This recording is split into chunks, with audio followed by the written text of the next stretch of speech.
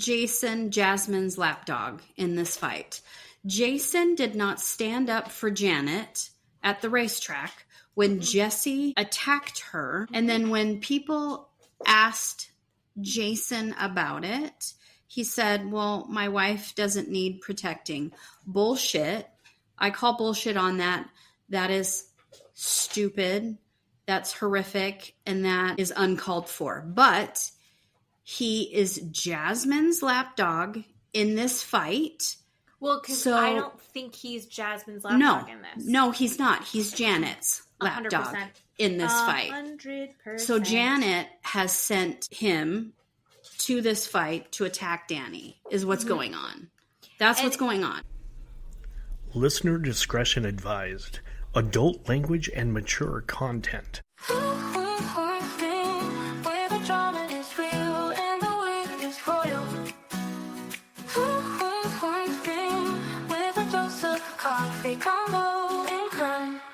Welcome back, everybody. It is Two Queens, One Screen. I'm Jen. I'm Keeley. And we are currently really into our snacking.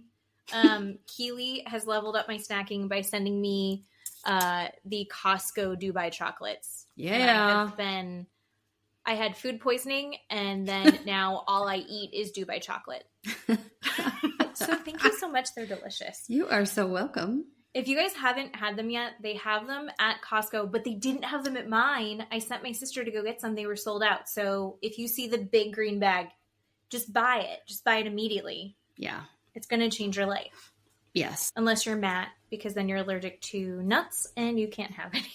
Yes, they are still available on Amazon. However, if you cannot find them at your local Costco warehouse.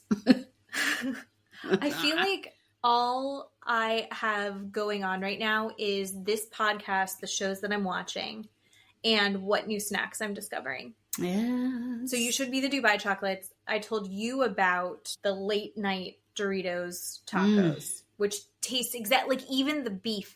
It tastes exactly like a Doritos Locos beef taco supreme. Okay. I'll have to look for those. If you see it, it's like a dark black bag. Okay. With orange on it. It's perfect.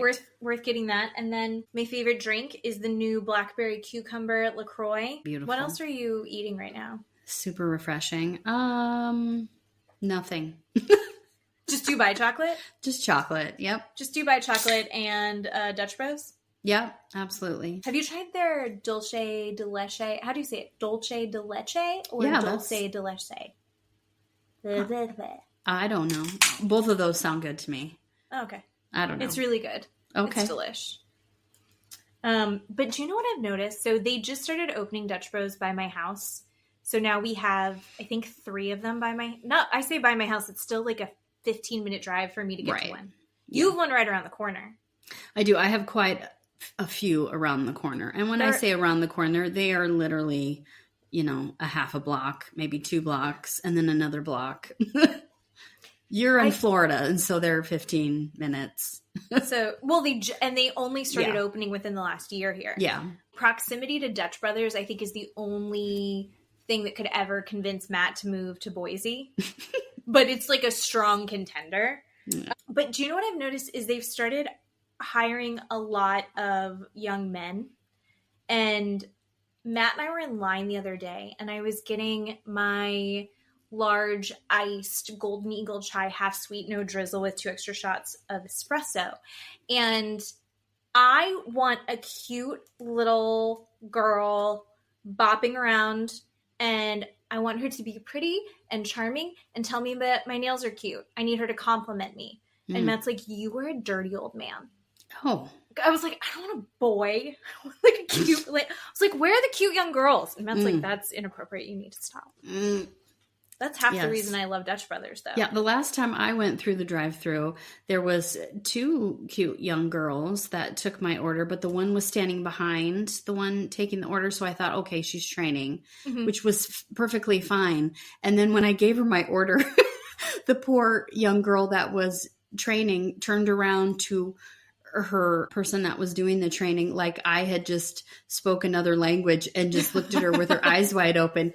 And she goes, oh, she means a blended freeze, because apparently I had forgot to say a blended freeze after all of my blah, blah, blah, blah that I said. And wait, she turned around. What's your order? It was just a picture perfect, which is just basically a chocolate caramel and drizzle and more chocolate and more caramel and, you know, all of these different things in there. But she had no idea what it was, which was fine because she's new. And I felt so bad. So she turned around, had no idea what it was. So she turned back around to me and I said, oh my God, I'm so sorry. And she goes, no, that's my fault. And I said, no, it is my fault that I should have said it was a blended freeze. And she said, well, that's very nice for you to say. And I said, well, I should be more cognizant that you're learning. I need to pay attention to that. And her trainer's like, she's gotta learn these orders. But I need to be nice. You can't just be rude to these people either, right? No. Jen, hello. Tonight we went out to dinner. And oh my God. At the place, one of the things that they have at this restaurant is they have a fun ice cream flavor, and every night it changes. So you can only get one kind of ice cream, but it's different every night. So you never know when you go in what the flavor is going to be. They're consistently incredible. I was like, oh, what's the flavor of ice cream you all have tonight? She's like, oh, the machine's broken. And I was like, oh, she's like, yeah, I'm so sorry. You know what? Did you break the machine? And I said it just like that. And I said it with a mean face, but like in my head, it was funny. But she was like, no, I cleaned the machine. And I was like, no, I was just kidding. Somebody else must have broken it. I'm sorry. And I was like, I need to shut the fuck up. Yeah. Yes. Yeah. Yeah. Here we are. Sometimes my jokes are just for me. If you haven't noticed by listening to our podcast. Yeah. So speaking of inflated egos and narcissism, ooh, do you want to talk about episode 7 of The Valley? Yeah. They named it Ring Around the Rumor, which is quite lovely. This episode had me so heated. I thought I was mad last week, but then I was like, oh, it's going to get better. And I just ended up super pissed all over again. Yeah. Because the after show, some people want to double down for no good reason. And it makes me so mad. But they start off the episode with Jasmine and her girlfriend Melissa are going to go pick up Zack at LAX. And they were saying that that's a sign of true friendship. I am not taking people to the airport or picking them up. Unless they're coming to visit me, I'm not doing it. Get an Uber. I think it's rude. I think at this day and age, unless you're coming to visit that person, you should not be asking someone to pick you up from the airport. Wow. Or drop them off. Nice. Unless you're their significant other. And Matt and I, if we've got a work trip, we are Ubering ourselves. Yeesh. Not roping each other into that. And is that a strong stance? Yeah, that's awful. That's well, you're also in Boise, which doesn't have an insane airport. Nice. Where we're at Orlando Airport, which like going in the circle, you will be in the circle for an hour just to get through the circle once. Okay. So Boise is a smaller airport and it's a little bit. But who are you picking up or dropping off at the airport that you're not having visit you or that you're not related to? Okay, well. Do you have friends that are asking that of you? Somebody snooty much. Wow, we are on one today. Am no I? more I am. Chocolate for you. I've gotten Dubai chocolate and now I feel so fancy and entitled. I don't know how we're going to get through this, everybody. This is going to be a couple hours of interesting. I'm hopped up on a lot of sugar, guys. Holy crap. But anyway, we can talk about... a lot of feelings. There's so many feelings. It's only going to get worse. It is. Well, Jasmine and Melissa, before they pick up Zack, they're talking about Danny still. And she said that she has a right to bring it up until the day she dies. Technically, sure. But also, that's not healthy for anyone. They're gonna all have a sit down with Danny. She's gonna address it again with Danny, but she sees how maybe she shouldn't have thrown it at Nia because that wasn't helpful. And then they're picking up Zack, and Zack is just so excited to be picked up. Zack got in the front seat. Melissa got in the back seat. Zack got in the front seat. I think Zack should have gotten in the back seat. Well, he got in the front seat because he had something to tell us. The camera was there. He had something to tell us. That's true. Come on. He is the number one guy in the group. Hello. And that's fair. He went on a road trip with Benji to see if they are really ready to move forward in their relationship, if this is something that they do actually want to pursue. They decided they do want to be boyfriend and boyfriend.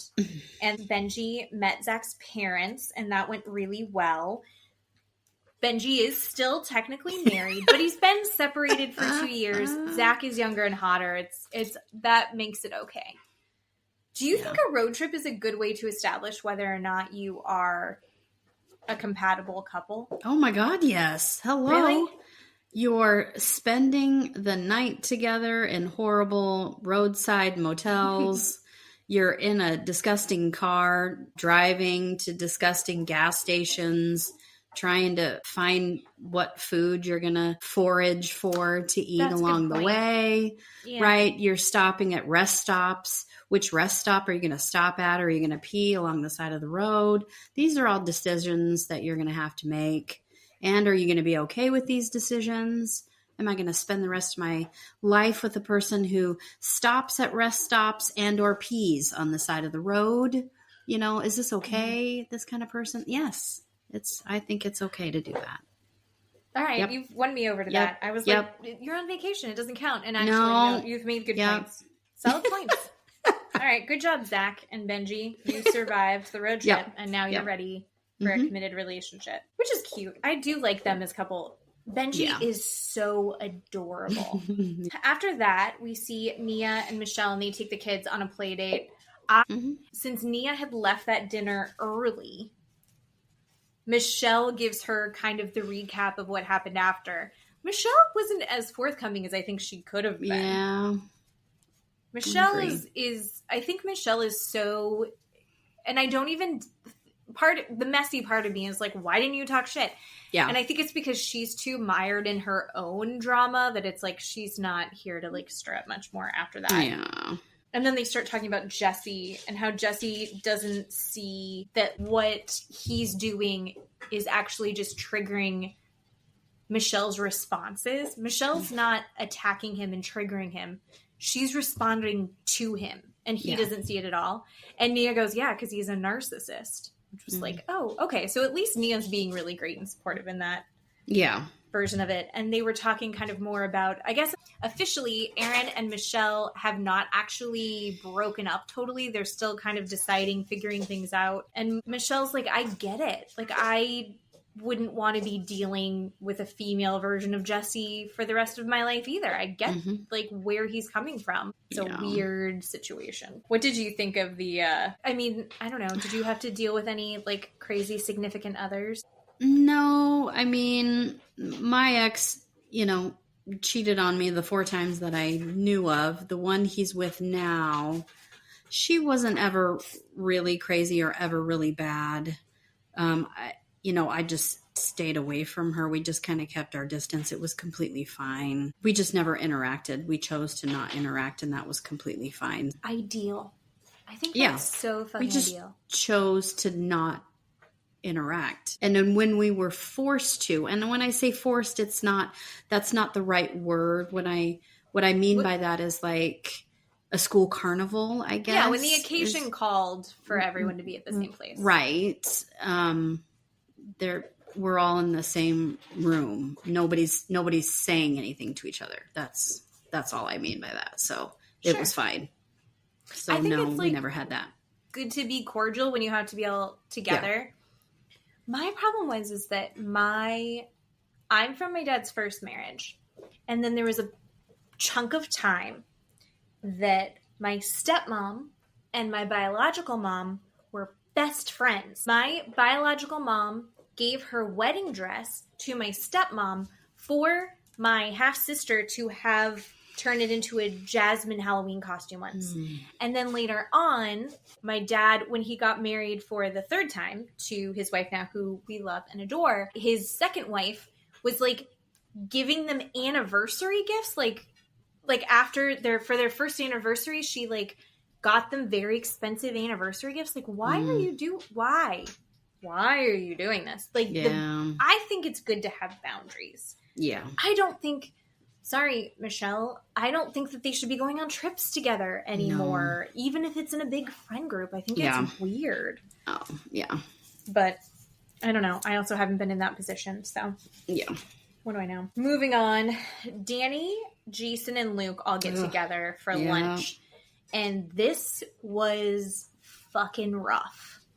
Because basically, Jason starts calling out Danny for being drunk in Santa Barbara. And Danny's like, yeah. Although Danny kind of is like, I wasn't that drunk. It's like, well, you passed out because you were drunk. And he's like, well, I told her to wake me up. Yeah, I was really tired. I was planning on taking a nap either way. And everyone's like, no, you were definitely really drunk. But it was just... Everybody else was drunk, too. Let's try and not forget that. But it was a wine tasting event earlier in the day. Yeah. So and then they're having what does it matter? Dinner. Yeah. Jesse had 2 bottles of champagne before they got to the wine tasting. Yeah. Yeah. How are we all forgetting that the whole point of this trip was to get wasted? Yeah. And because Danny decides to take a nap, everybody's upset about it. He steps away and decides to take a nap. Everybody's panties is in a wad. And I still don't understand. But Jason attacks him at this lunch. And he also is like, you know, I've seen this dark side Danny, and I'm team Jasmine on this. Like, you were really out of control. And I feel like this is again, I just saw you get that out of control again. I don't think Danny was out of control. He took a nap. Did he take a swig of tequila? Sure. Who the fuck cares? Yep. Everyone was drinking. Again, why do we fucking care? Right. He wasn't belligerent. He wasn't rude. No. He wasn't inappropriate. No. And he's made a point to apologize. And I think that there's a thing where if you're Jason and you're going, hey, I know for a fact that Jasmine's not cool. The last conversation you had wasn't good enough. She's still really upset about it, which was part of the point of this conversation that he was having with Danny. But instead, he comes really hard at Danny instead of having a friendship conversation. Right. I think you can say, like, hey, I think you need to have another conversation with her. And instead, he really vilifies Danny. And Danny's like, slow your roll. You're being inappropriate. What are you talking about? This is not that big of a deal. Why are you coming at me so hard? I think he literally says, I thought we were like really good friends. I don't understand. I don't think it's this big of a deal. Yeah. And Jason's like, well, I guess we're going to have to agree to disagree. And Danny goes, says the lawyer. And Jason's like, yep. And he's like, but not the friend. Yeah. And Jason just goes, and Luke's just sitting there like, oh my God, eating it up. Luke was there, and he's like, I get to go tell Kristen. Yeah. And I get to say it on camera, and I'm earning my paycheck. Why is Jason Jasmine's lapdog in this fight? Jason did not stand up for Janet at the racetrack when Jesse attacked her. And then when people asked Jason about it, he said, well, my wife doesn't need protecting. Bullshit. I call bullshit on that. That is stupid. That's horrific. And that is uncalled for. But he is Jasmine's lapdog in this fight.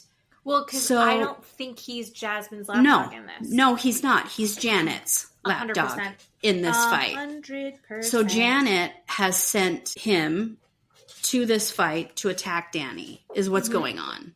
That's what's going on. Yeah. And even Danny's like blindsided by this. This isn't how Jason operates. No. We've never seen Jason aggressive. No. Everyone who talks about Jason is like, he's so sweet and level-headed and just such a kind guy and kind of a nerd. And so this didn't make any sense. No, you can see he's completely uncomfortable with this whole situation. He's completely uncomfortable attacking his friend and saying these things to his friend that he's saying. He doesn't want to say these things to Danny. You can tell he doesn't want to say these things. And he's saying these things because Janet is making him say these things. It's one of those things where you have that conversation enough times. I think he's had the conversation enough times with Janet that like that became his truth. Yep. But then when he got out of that Janet echo chamber and he started to continue with that same line of reasoning and continue with that same set of points that felt so intense when they had been having that conversation for the last, and then when he actually goes and starts to address it in person, you watch it crumble and him go, oh, wait, maybe I'm not quite standing on such a strong foundation of an argument here. And then Danny, we see this flashback when Danny was like, what the hell is going on? I just talked to Jason last week in Santa Barbara. Jason was in the hot tub and he said, Jason says, if Janet was that drunk and wasted and she passed out, I'd probably say she was sleeping too. And Danny's like, he just said that to me a week ago and now he's yelling at me. I don't, what is going on? So Jason is making no sense. And why? It's because Janet is telling him to do all of this. So out of character. I really enjoyed watching Luke watch that conversation happen because he's just thrilled. He is thrilled to be included and he is thrilled to pass on what he saw to others. Then we move on. Jax is in rehab. So we see little bits of him kind of doing like a video diary from rehab, which... When we find out the shit that he gets done in rehab, I don't know why the cameras aren't in there. Just 100% honest. Like the rage texting that he's doing over and over and over again all day long because in the state of California, they legally can't take your phone or whatever. The other stuff that we're about to get into, it doesn't make sense that we don't just have the cameras in there because it's dumb. He's excited. He's going to finally see Cruz. He's crying because he's missed Cruz so bad. And he also is like looking forward to having a real conversation with Brittany because there's so much that he needs to say to her. And he's had all of these realizations. And, he's been going back and forth in the texting where he's either going like, I see what I've been doing wrong. And oh my God, this is changing my life to, you're a piece of shit and you were texting other people. And like, I'm watching you and all this craziness. But we see Brittany after the Cruz meet up with Jax, which had been at a random park. Brittany is at her rental with her mom and they're setting up for a pool party and it's Shark Week themed. Brittany throws a hell of a party. Like it is so much. Random? I didn't understand. It was a random party? Is that? Shark Week. Shark Week started. She left Shark Week on the Discovery Channel. Okay. And so it's a Shark Week themed party plus she has a pool.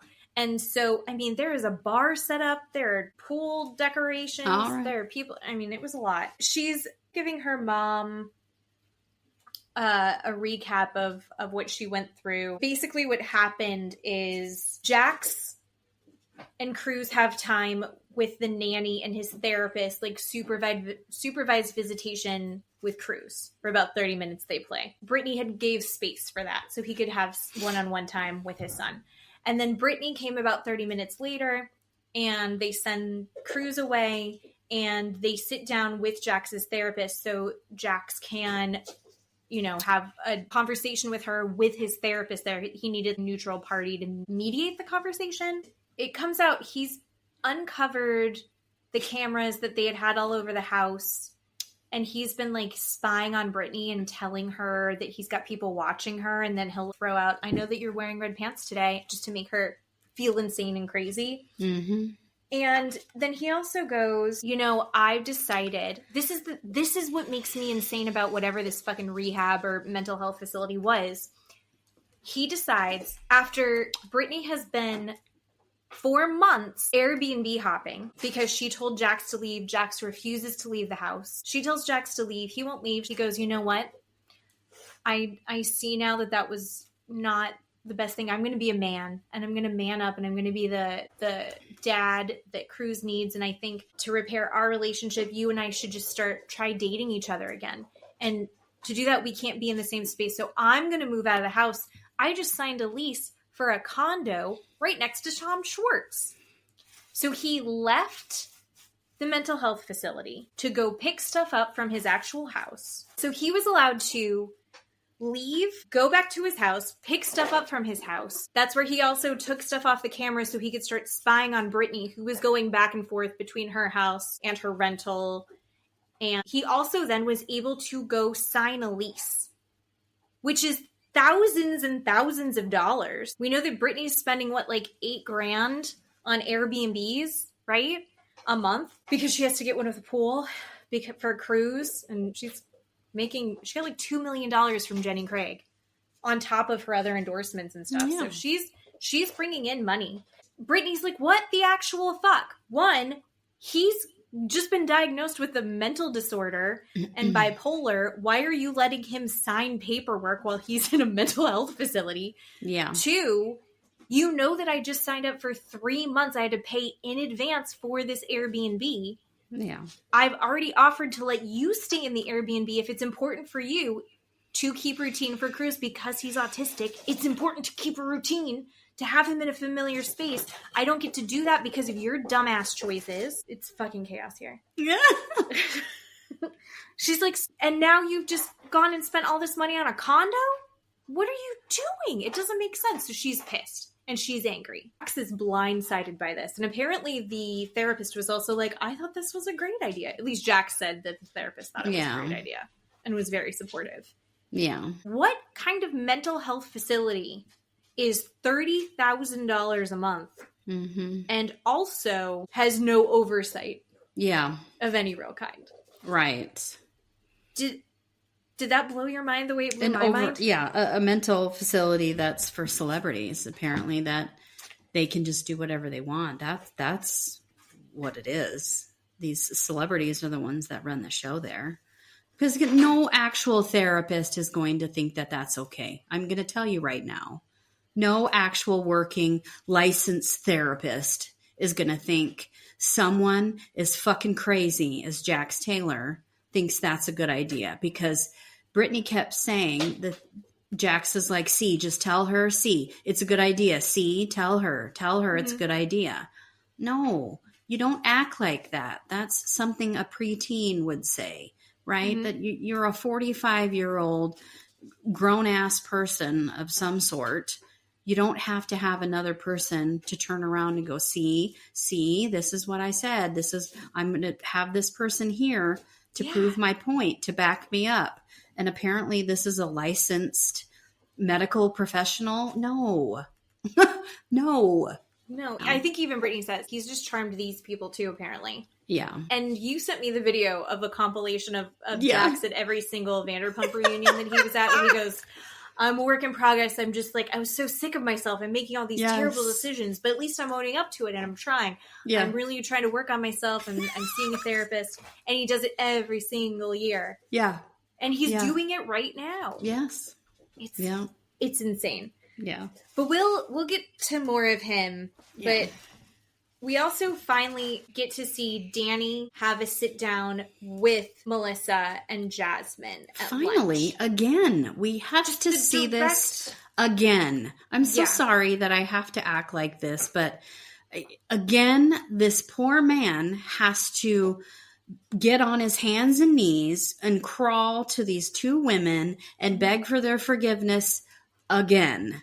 You know, Jax Taylor is not begging for forgiveness no, he's not. From anybody. Mm-mm. And Danny cannot stop apologizing for his behavior, but people keep bringing up his behavior over and over again like he's never said he was sorry. Right. And we saw him have the first conversation with them at the white party. Yeah. This one was like very direct. The reason they are sitting down is because he wants to have this conversation and apologize again and understand.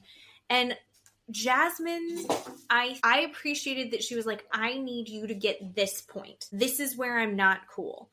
And it's, again, really based in that idea of she is in a same-sex couple and they're not afforded the same respect, not just in society, but within their friend group.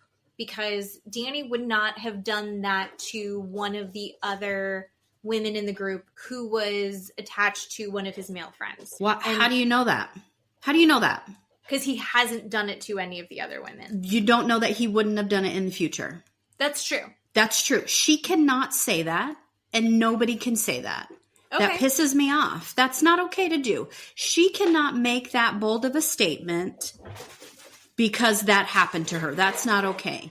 That's not okay to do. No. That's not okay to make that inference to him because of her sexuality. That's not okay. I'm sorry. Well, she's saying that she, at least that's the reason that she does say that she feels that way. She's triggered that way, whether it's based in reality or not. It felt more intense to her because they had been friends, and she felt like that should have been a safe space when in public in general, she and her girlfriend are hounded to prove that they're really gay by kissing or hit on by men, and it becomes this like fetishized moment. So I think she made this point, and he goes, you know what? I didn't see that before. I can acknowledge, like, I didn't see that being what the issue was for you. And I didn't think about what that experience would be like for you. And I apologize. I'm sorry. I didn't see it that way. I see it now. I promise it's never going to happen again. I'm sorry I put you in a position that you would feel that way. And he had a very genuine apology. And she goes, we're cool. I appreciate you coming to me. We're cool. Here's the problem. I don't think they're going to be cool. No. It seems right now, seems cool. I don't think going forward it's going to be cool. No. Because in the clips for next week, he goes up to her and says, the stuff you're saying about me is a problem, is affecting our friend group because she won't let it go. You can say like, listen, I'm not cool yet. You can say that. Like, I appreciate your apology. Right. I'm not there yet with you. Right. And she has every right to say that. Sure. But she's not saying that. No. She's saying we're cool. Yeah. So we'll see what the fuck she's got to say next week. Yep. But at this point, she says they're good. Danny feels great. And again, justice for Danny. Danny has tried to apologize multiple times. Yep. Danny has gone to therapy with his wife. Yes. Apparently there was group therapy. Not clear about the parameters of group therapy, but apparently there was, and individual therapy. Yes. And he was going to church and having to talk about it at church. Yes. Like he's doing the work of trying to repair the damage that was done. Yes. So if I was Danny, I'd be like, what else do you want me to do? Exactly. Right. Like, I realize that I've done something bad. This is what I can do to repair it. If that's not good enough for you, then I think I'm done. I guess, hopefully, that's what's going to happen next episode, because the fact that he's having to have a conversation after they just had this very good conversation makes me insane. Yep. Kristen and Luke get together for breakfast with Jesse. And Luke is just very excited to tell Jesse and Kristen about that lunch that he went to with Jason and Danny. Yep.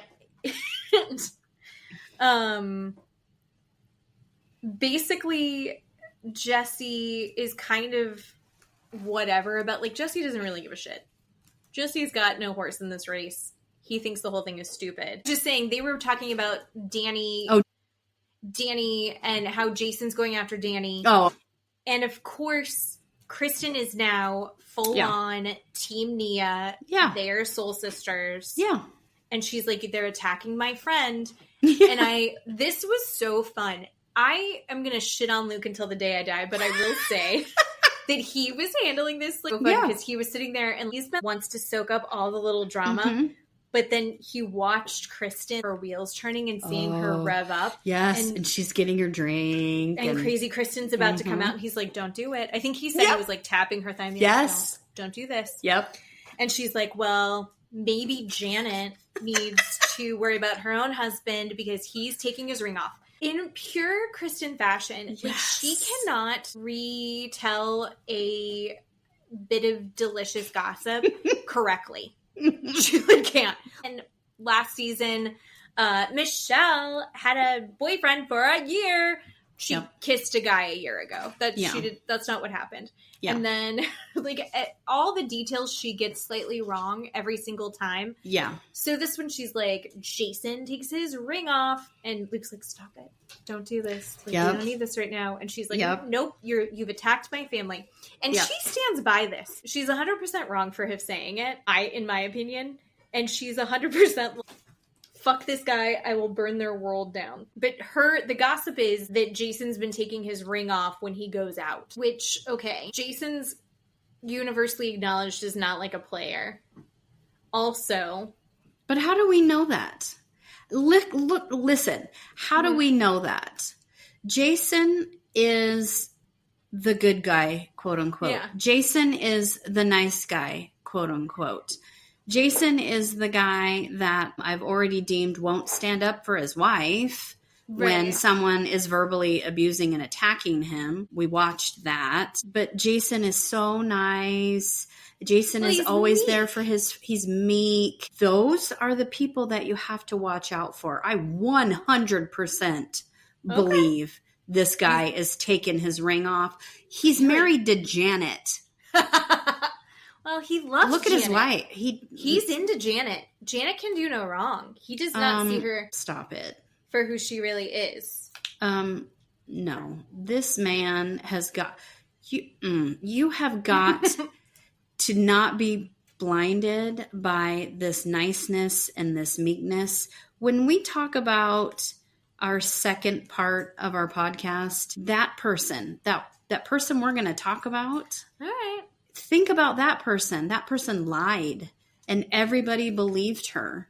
So, That's true. I mean, she was the nicest person. She was a super mom and everybody believed her. You cannot, I mean, there have been people in the news that lived a completely second life and have done horrible, horrible things. I'm not equating Jason to a serial killer by any means. Heard it here first, everyone. But I am Jason saying is a serial killer. I'm just telling you. He actually would be one of my first guesses in this because he is so quiet. It's like, oh, it's that one. He's the right. One. He's very quiet. He's just everybody's friend. He will stand there and smile. He will be the first one to get up and go chase after you when you leave the table and you're upset. That is the person you need to be wary of. And I'm going to tell you right now, he's taking his fucking ring off when he leaves the house. If she is putting an air tag on him when he leaves, shut up. Shut up right now. I mean, you know how I feel about tracking location. Yeah. I use it only for shopping. And this has been going on for years and years. Well, yeah. So apparently this rumor started 2 or 3 years ago. It was with another set of friends that at the time stopped being friends with him because of Janet. Yes. And Fair. They were talking shit about him to Jasmine. And Jasmine told Zack, and if Zack hears anything, he will be telling Kristen. He proclaimed, he's like, don't tell me a secret that you don't want Kristen to know, because Kristen's going to know. Right. I love him for that. And then Kristen is going to retell it slightly wrong, which is great. Out of context. She's just going to throw it out the second that she's mad. But yeah, Jesse thinks it's dumb. He doesn't care either way. He doesn't care either way, and he thinks it's dumb because it's true. Huh? Because he's a narcissist. And a piece of shit, and because he's a cheater and a liar, and he doesn't care. That's why he thinks it's not a big deal. That's why. But they all stick together. It is funny that Luke loves the drama until it's Kristen doing it, and he's like, be the good one. He's like, we are in the mess, we are not of it. Yeah. So she's like fucking throwing it everywhere. Oh, so Brittany's about to throw her party now. Yeah. And she's got Zack and Michelle show up, and then everyone comes in later. But Zack is getting ready. He, has hired... They're going to get spray tans, but then Zack gets, makeup people to come. And he does all of... I guess for different events and things, he'll get, different spray outfits, and they always incorporate airbrush abs into it. Which, good for him, right? Yeah. My stomach, it would be pointless. Because I carry twins. So it's it's a mess on there. Oh, he's so beautiful. He's got such a chiseled, beautiful face. And, yeah. He's cutie. Yeah. And so he gets, special, shark bite makeup put on. And his swim trunks with Brittany's face were so cute. Cute. Yeah. And apparently they came from Stassi. They were originally a gift that Stassi got for Jax, and she got a couple different sizes because she wasn't sure what size were going to fit Jax. And then the extra ones, Zack was like, yoink! And so he wears his little Brittany shorts. Yeah. Oh no, I wonder if Matt needs Jen shorts. Yes. Do you want a Jen bra? No. A Thank little you. bikini? A little. No. I meant to bikini. I don't know. I said bra. No. All right, fine. See how it is. I do like when Brock and Sheena showed up. Brock's underline, it said Brittany's friend. Not Sheena's husband. Brittany's friend. Well, because she is not a real full cast member. Yeah, this adult pool party, everyone came in like they were walking the red carpet, which was fun. Yeah. And then Lala comes in. Yeah. Is Lala pregnant? Yes. Yeah, Lala's pretty pregnant at this point. And I loved her this episode. And I was kind of done with Lala after the last season of Vanderpump. And then this time I was like, I love what she's adding to this show. Jesse walks over to her and like gives her a hug. And he's like, hey, what's going on? And then she proceeds to, at first, like, hey, you're a piece of shit. And then she explains to him why he's a piece of shit. And she's like, your daughter is going to see you doing this. If you found out that your daughter's boyfriend was behaving the way that you're behaving, you would show up with a shotgun and you feel good about yourself right now. And he's like, triggered. She's like, no, you suck. I don't ever want to have to deal with you. You are a waste of my time. And oh my God. Yeah. And it was, I wish that I could say it as eloquently as she did, but she dressed him down so nicely. And his response was, even the strongest man or woman can have moments of weakness. What? Shut up. Some Jack's piece of shit. Yeah. Excuse. Jack's going, show me a man that wouldn't. There's millions of them. Millions of men that wouldn't throw a table at their wife. If you were throwing out an excuse of like, anyone would have done this. No. That's not, it's not how it goes. No. That's not what everyone does. I don't think so. Ugh. And then Jason and Danny. Jason pulls Danny aside because like everyone's at the party now. Yeah. Pulls Danny aside and apologizes for coming at him so hard. And they have this really emotional apology and like, hey, I shouldn't have come at you like that. I'm really sorry. Like your friendship means a lot to me. You and I have gotten incredibly close and I shouldn't have done that. I don't think that and you're great and we're best friends and blah, blah, blah. And everyone's great. Can I get any higher with that?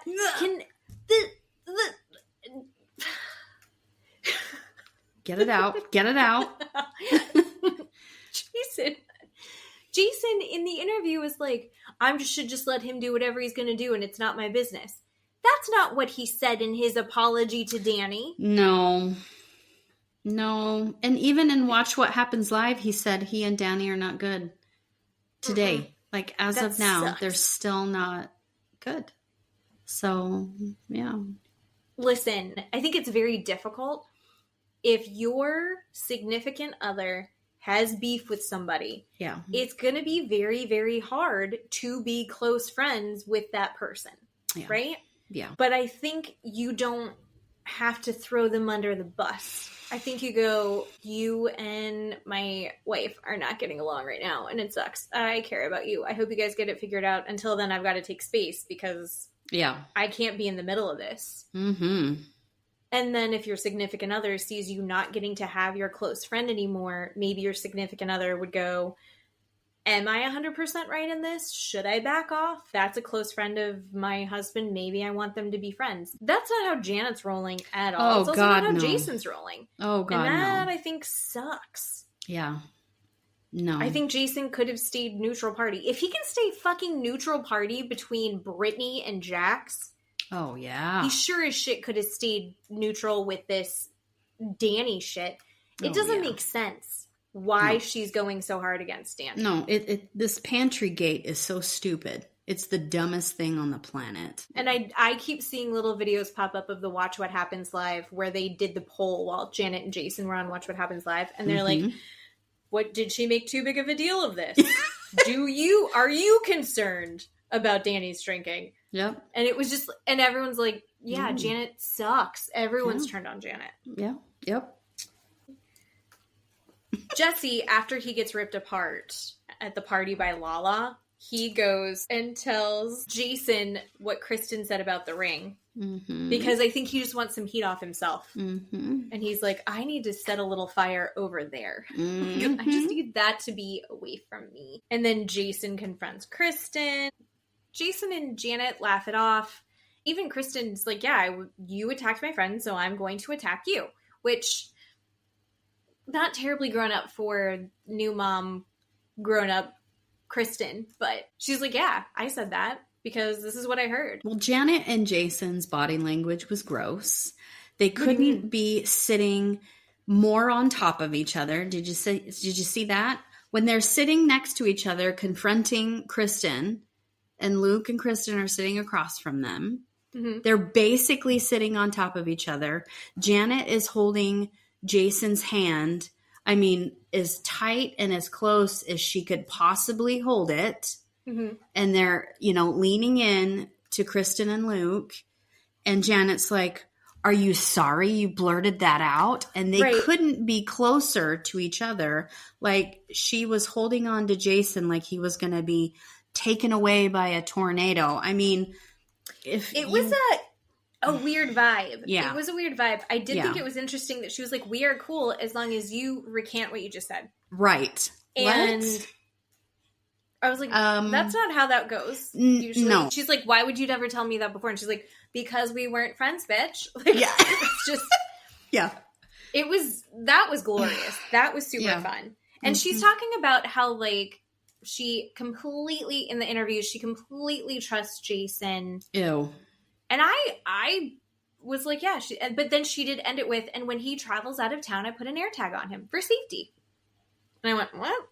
Why are you doing that? So why is it okay for Janet to say that Jason is perfect in the after show, but when Nia tries to say anything about Danny, the entire table erupts on her? They're like, be honest. You're not honest enough. What is going on? This is what I don't understand. Why did the friend group turn on Nia, but everybody in the after show is nodding? Oh, yes, Janet, Jason is perfect.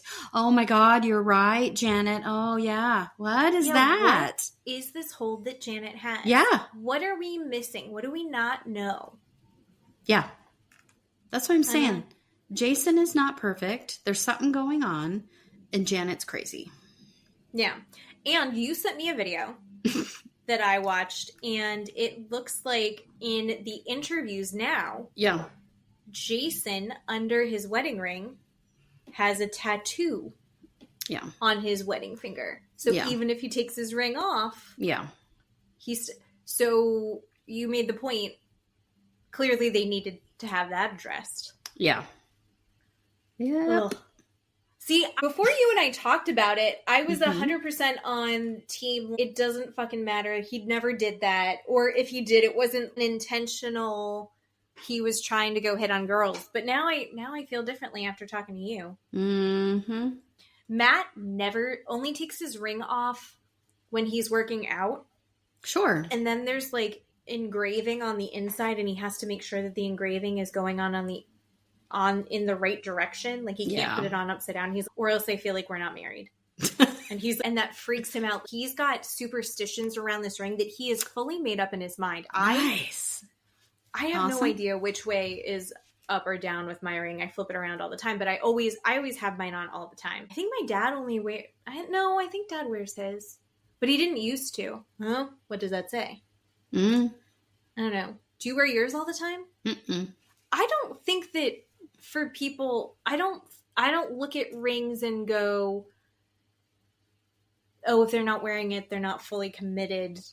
But yeah, it has to do with the couple. Like they said, if Janet and Jason are wearing, that's the couple that wear it all the time, right? It's specific to that couple. So right. I didn't put too much into it, but now I'm like, wait, is he secretly awful? I don't know. I think. Well, no, we're seeing him being shitty right now. So the last bit of this episode had me screaming. And then with the after show and how they go into further explanation of this, Brittany is at the bar with Tom Schwartz and Jasmine. And It's the bar that's like Jax's. Yeah. But it's also technically Brittany's? Yeah, I think so. Did they rename it too? I don't think possibly? so. I think it's still Jack's studio. Is it still Jax's? Brittany's sitting down and Jasmine's there to be supportive, and she's catching up with Tom Schwartz, which... Do we all love Tom Schwartz? No. No? No. Matt loves Tom Schwartz. I don't know how he can be the age that he is, have the experiences that he's had, and be such a fucking dumbass. I don't know. But I do see him trying. But I think the fact that he is always fawning, right? That's his fear response, is to fawn. With that hand that like almost was trying to rub Jax's back and he doesn't know what to do. Yeah. He's fucked up. But Brittany starts catching him up and he's like, Jax is doing great. And she's like, the fuck? What do you mean he's doing great? Tell me about it. And he's like, yeah, that he's got his diagnosis and he's on new medicine and he's got a new lease on life and he's seeing everything so clearly and he's feeling so good about everything and everything's moving this really positive direction. And Brittany's like, that's interesting. So, you know, he's about ready to go into that new condo next year. He's like, yeah, so you can move back into the house. And she's like, yeah, that fucking sucks. Why is that happening? Between the after show and like watching it in real time. I'm just going to skip ahead to what we learned in the after show because that gives you a full picture of it. So he went and signed that lease. And he, in the after show, explains that he had been talking to his real estate agent / lawyer, and they found this place. It was right in his budget. His budget, how the fuck does he have a budget? Because their mortgage, the mortgage on the house that they built, is $18,000 a month, which makes me want to throw up. Yeah. That's insane. It should have been $8,000 a month. Yeah. Still makes me want to throw up. Yeah. But because Jax just didn't pay taxes for 6 years plus, their mortgages are super, super, super high because they've got to make up for that. And Brittany says, you know, he just thought that it would go away. He thought that he didn't need to pay taxes. And Jax defends himself by saying, who hasn't made a mistake on their taxes? Again, the strongest men and women will have their weak moments. What? Like, okay, fuck off, you narcissist. No. So disgusting. And not only that, he had moved... So Brittany moved out January 24th. And Jax, the month of February on, just said fuck it and stopped paying the mortgage. Just stopped paying the bills on the house. So he paid the mortgage and then Brittany paid all the other bills. And in the end, it would shake out to be about even because she's paying for electricity, water, gas, cable, health insurance. Yeah. Things for Cruz, groceries, the cars. It all worked out basically about the same. So now Brittany's paying for all those things still and paying for her Airbnb. And Jax has just stopped paying the mortgage. But Brittany didn't know that. She didn't find out until August. So that's February, March, April, May, June, July, August. That's 7 months of not having your mortgage paid. Doesn't your house go into foreclosure? Yes, it does. Because I've had that happen to me before. If you're not a celebrity, they contact you way ahead of that. When my cheating husband didn't do that, it was 2 months. They let that go for 2 months. And on the 2.5 month mark, they said, we're coming for you. So they give celebrities quite a bit of grace. It just seems insane to me. So he brushes it off in the after show. He's like, yeah, I was in my, I don't give a fuck. Yeah. Fuck it mentality. I don't care. Yep. Like it was nothing. He's like, yeah, and so I just had to write a check. It was a couple $1,000 check that I'd write. That was a fun check to write. Shut up. The money means, it's like it didn't click for him. But then at the same time, this is also the guy that is eBay selling $20 mascara to at least get some income stream coming in. But holy fucking shit. So of course Brittany's like, this is insane. She's like, I'm fucking done. Is this her moment where she really, really, really checks out? I think so, maybe. I thought she maybe had already fully checked out, but I think this was the final straw for her. Yeah. She hadn't gotten a lawyer yet. Yeah. It was the most frustrating thing to me that she didn't have a lawyer through all of this. The second that he flipped a table at her. I know. Well, all the things before that he was doing. And now it took him destroying her credit and her maybe losing that house, because she'll do whatever she has to do to keep this house. Yeah. That's what makes me so frustrated that, like, she didn't take the time to protect herself fully before, because she didn't think he would go that low. Yeah. Jax is always going to go lower. Yeah. He's always going to go lower. Yeah. So fucking awful. Yep. Just like Zack said, rock bottom, he's going to lift up the rock and go, oh, wait, no, I need to go lower. I found the trap door into a new rock bottom. Mm-hmm. I feel like this week just was a slow burn of here's more to be mad about. Mm-hmm. Next week, I think shit's going to hit the fan. Yeah. The Danny Jasmine shit's going to hit the fan, and Jax is getting out of rehab. I think, is he? We'll see. We'll see. They always tease us. Yeah. So they're going to say he's getting out of rehab, and then it'll be in the last 2 seconds of the show that he's out of rehab. But seeing him, he's screaming at Brittany that he can't just turn it off. He doesn't just give up on marriage like she is. Yeah. There's gaslighting her again. Anytime he talks to her, all he does is gaslight her about her feelings. Yeah. And it's gross to watch. Well, this idea that she's the one that's given up on the marriage. He threw a table at her. He stopped paying the mortgage on their home. On purpose.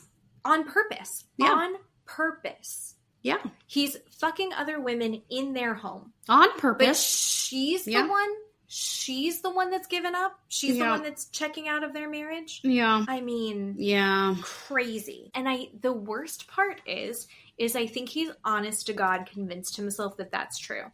I think he twists the situation in a way that makes himself the hero or the victim of the story. And then he goes, yeah, that sounds right. And then he dives in forward for the rest of his life with that as the true perspective of it.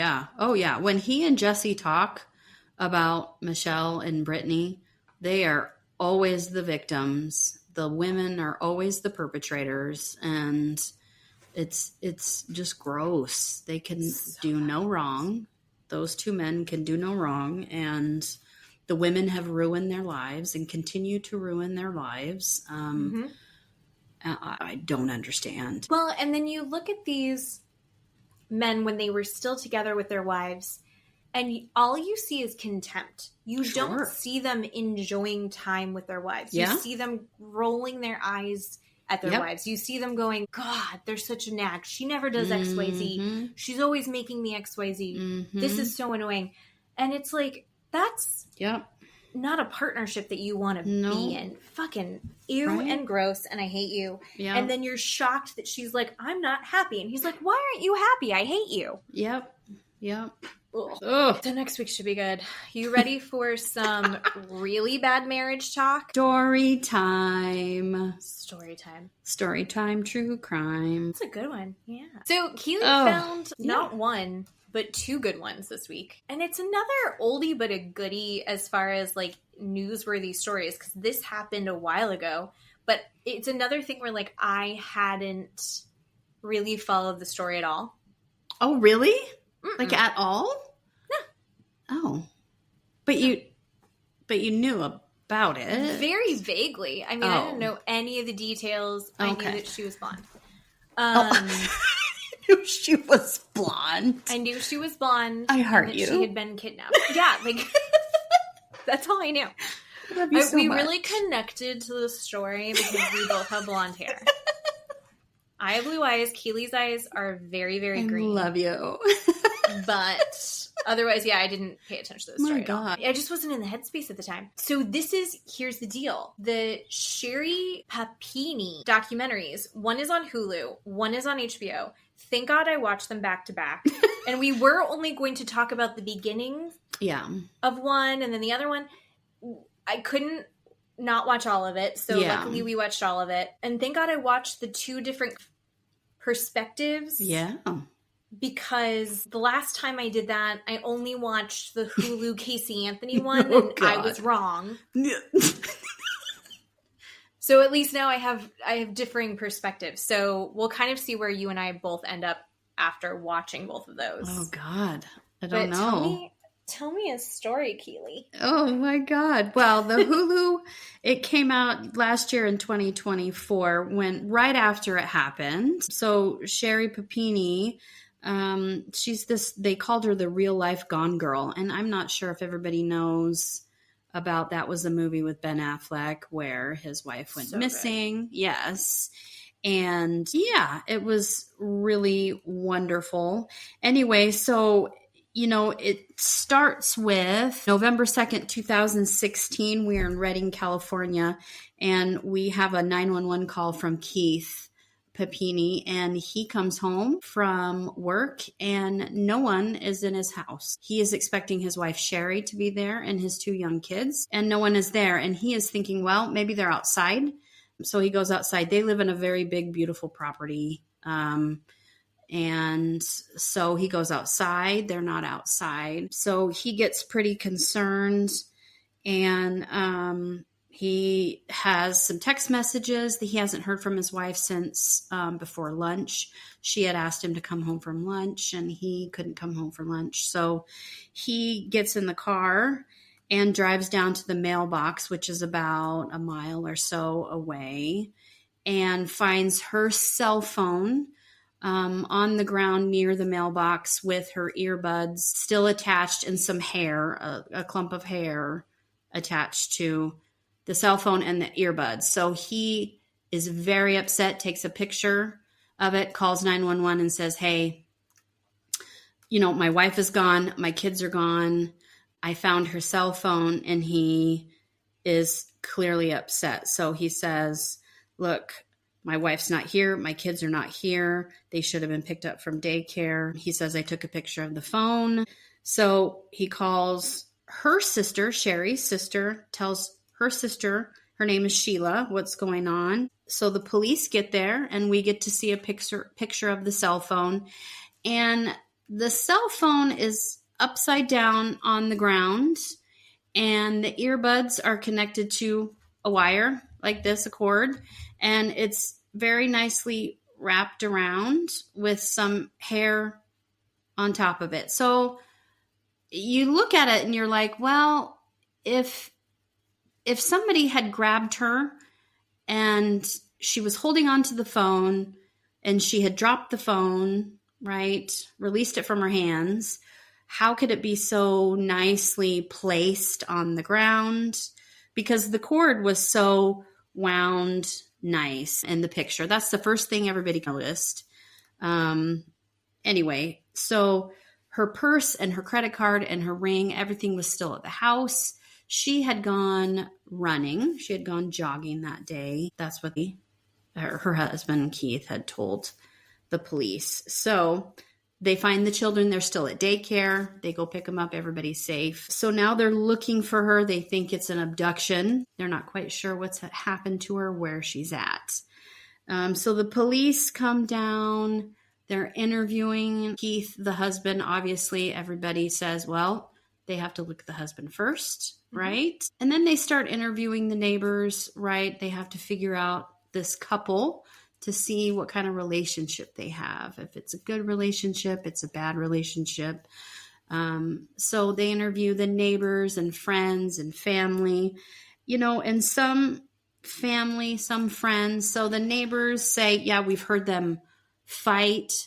We've heard them have yelling and screaming matches before. Some neighbors have said, yeah, he gives me the creeps. The husband's not a good guy. We don't like him. Some friends of Sherri has said, he abuses me. He hits me. They find Sherri's journals. She says that Keith wants a housewife, like a 1950s housewife, where he's very controlling. He wants her to bring him a sandwich naked, which I don't really know in the 50s that they did that. I don't know if that's what was going on. Sherri she looks like a Disney princess. right? Yeah. She's like 5'3" something, maybe, and she weighs like 100 pounds. Mm-hmm. And she looks like she's in Tangled. She's like this little thing, and exactly what you were saying. He's an easy man to please. He just needs to have a sandwich brought to him naked. And you're like, I don't know if that's something that just continues to happen for the rest of forever. But yeah. So some people do say that Sherri has a way of creating different realities for different people, right? Her stories, depending on the person she's telling the story, is a different story for that person. So she can embellish a story or change the story based on who she's talking to. So the police are getting all this differing information about Keith, different information about Sherri. So they're not quite sure about this relationship. It's 2016. They got together in 2009. So they bring Keith into the police station to interview him about their relationship. And we see this interview video, and they're like, hey, tell us what's going on with your relationship. Do you guys have a good relationship? Do you have a bad relationship? And he said, well, we had this little blip early on. And he said, the police say, well, tell me what that's about. And he said, well, I looked at her phone. There were some text messages with her and another man. She seemed to be having, I guess, an emotional affair with this person. So we got a post-nuptial. It was after we got married, but before kids. And we have that now. But since then, we've had kids and things have been okay. And they said, oh, okay, well, so she's a stay-at-home mom. Their finances are separate. I guess part of the post-nuptial was their finances were separate. She paid part of the bills. He paid part of the bills, but he agreed that he wasn't going to pay for daycare if she was a stay-at-home mom. She had worked at AT&T. Yeah. And she had done really, really well working for AT&T, but then they had massive layoffs. Yes. And when that happened, she was like, she got a fantastic severance package. And she's like, awesome. I'm going to just be a stay-at-home mom for a while. Yeah. And Keith didn't love that because, if all of the financial burden on their household is on him, he doesn't like that. Yeah. But she got that severance package, so she's living off of this. And she is sending her kids to daycare. Keith's like, I'm not paying for this. If you're home, why are they going to daycare? You pay for it. Yeah. So she's paying for that, and she paid for a boob job. Yes. And at that point, he does mention, he's like, but that money was running out that she had gotten, so she was probably going to have to go back to work soon. And here's the thing. I don't fault him for saying, why are the kids going to daycare if you're staying home? I don't think that's unreasonable. I don't think that's mean. I don't think that's not okay to say. I mean, if she wants to have them in daycare for part of the day so she can do whatever she wants to do as a stay-at-home mom, I think she should pay for it. If they agreed to have separating finances and he said, look, you need to pay for it, I don't think that's unreasonable. That's just me.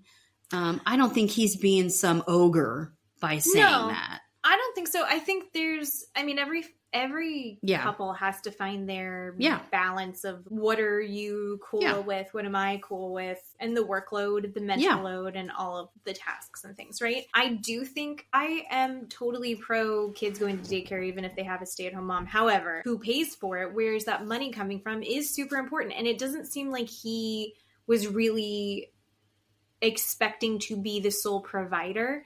And so I think once that money ran out, things were going to have to be different for her. And I think that's a big part of this story. She seemed to be a little bit concerned about where the money was going to come from. The FBI get involved. We meet a couple FBI agents. But for the most part, this little small town described her as super mom, like we said before. She was always doing arts and crafts with the kids, always doing these big birthdays for the kids. Keith does take a lie detector test. He does pass this lie detector test.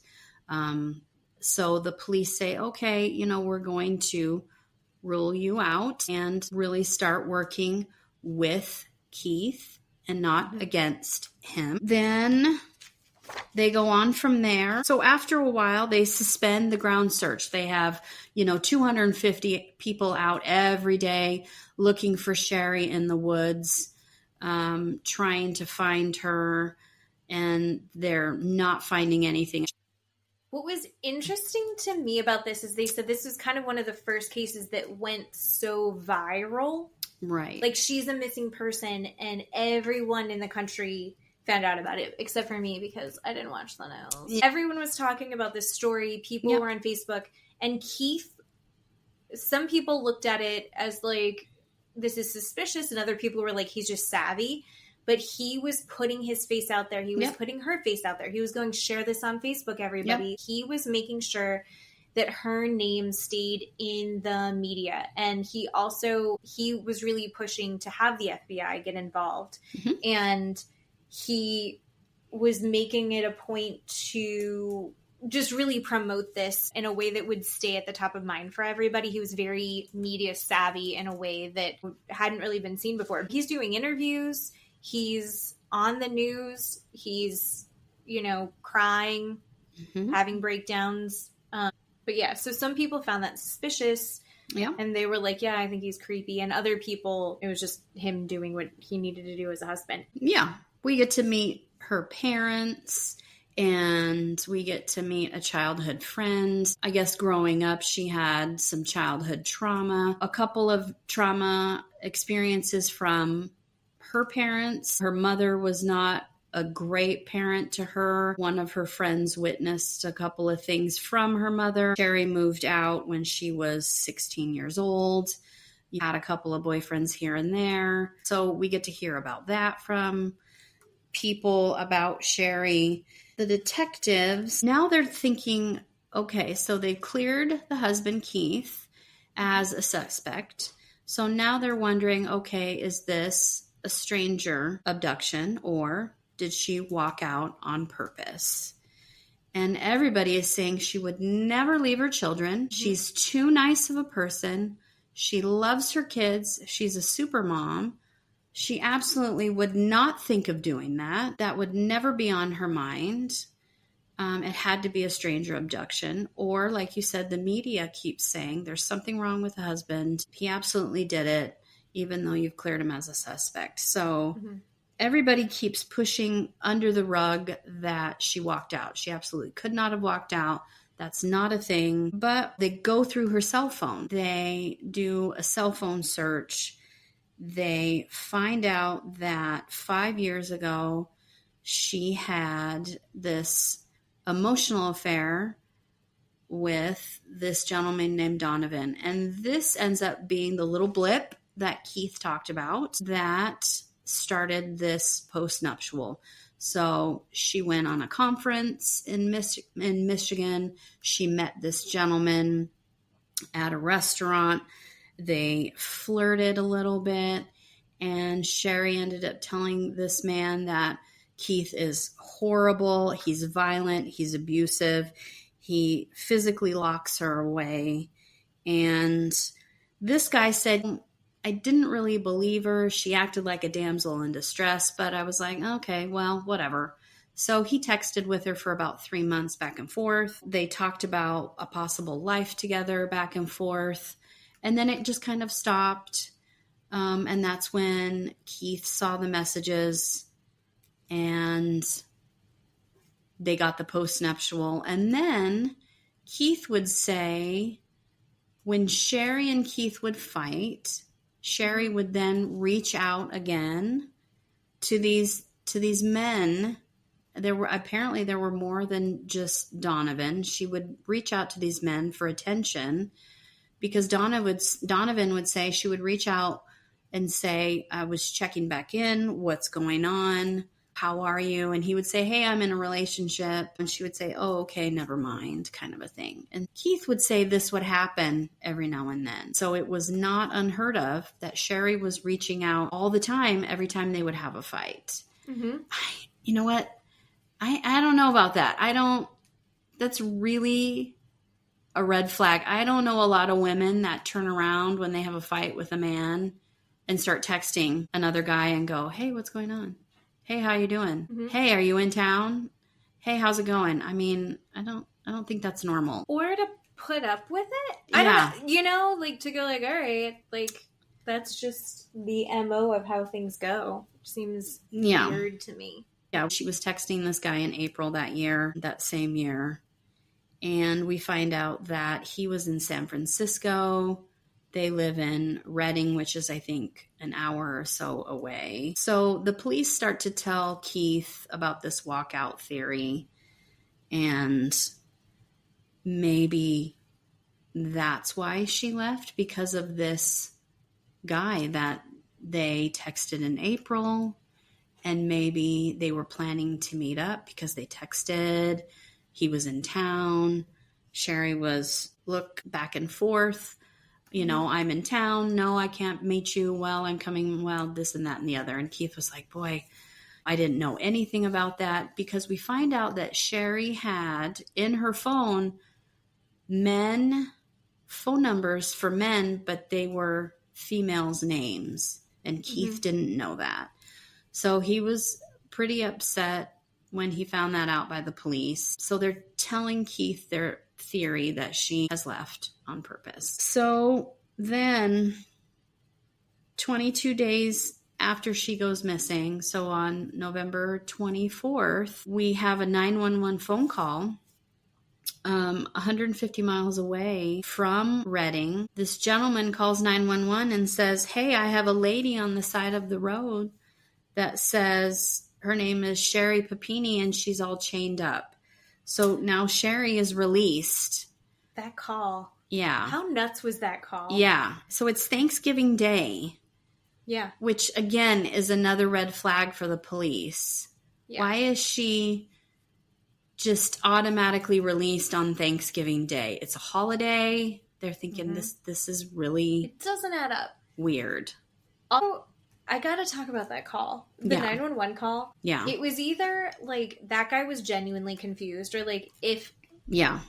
Let's just say, so she's been missing. Yeah. And she shows back up. She's screaming in the background of this call. Yeah. And this guy sounds like he just woke up. Yeah. Like, he sounds so tired.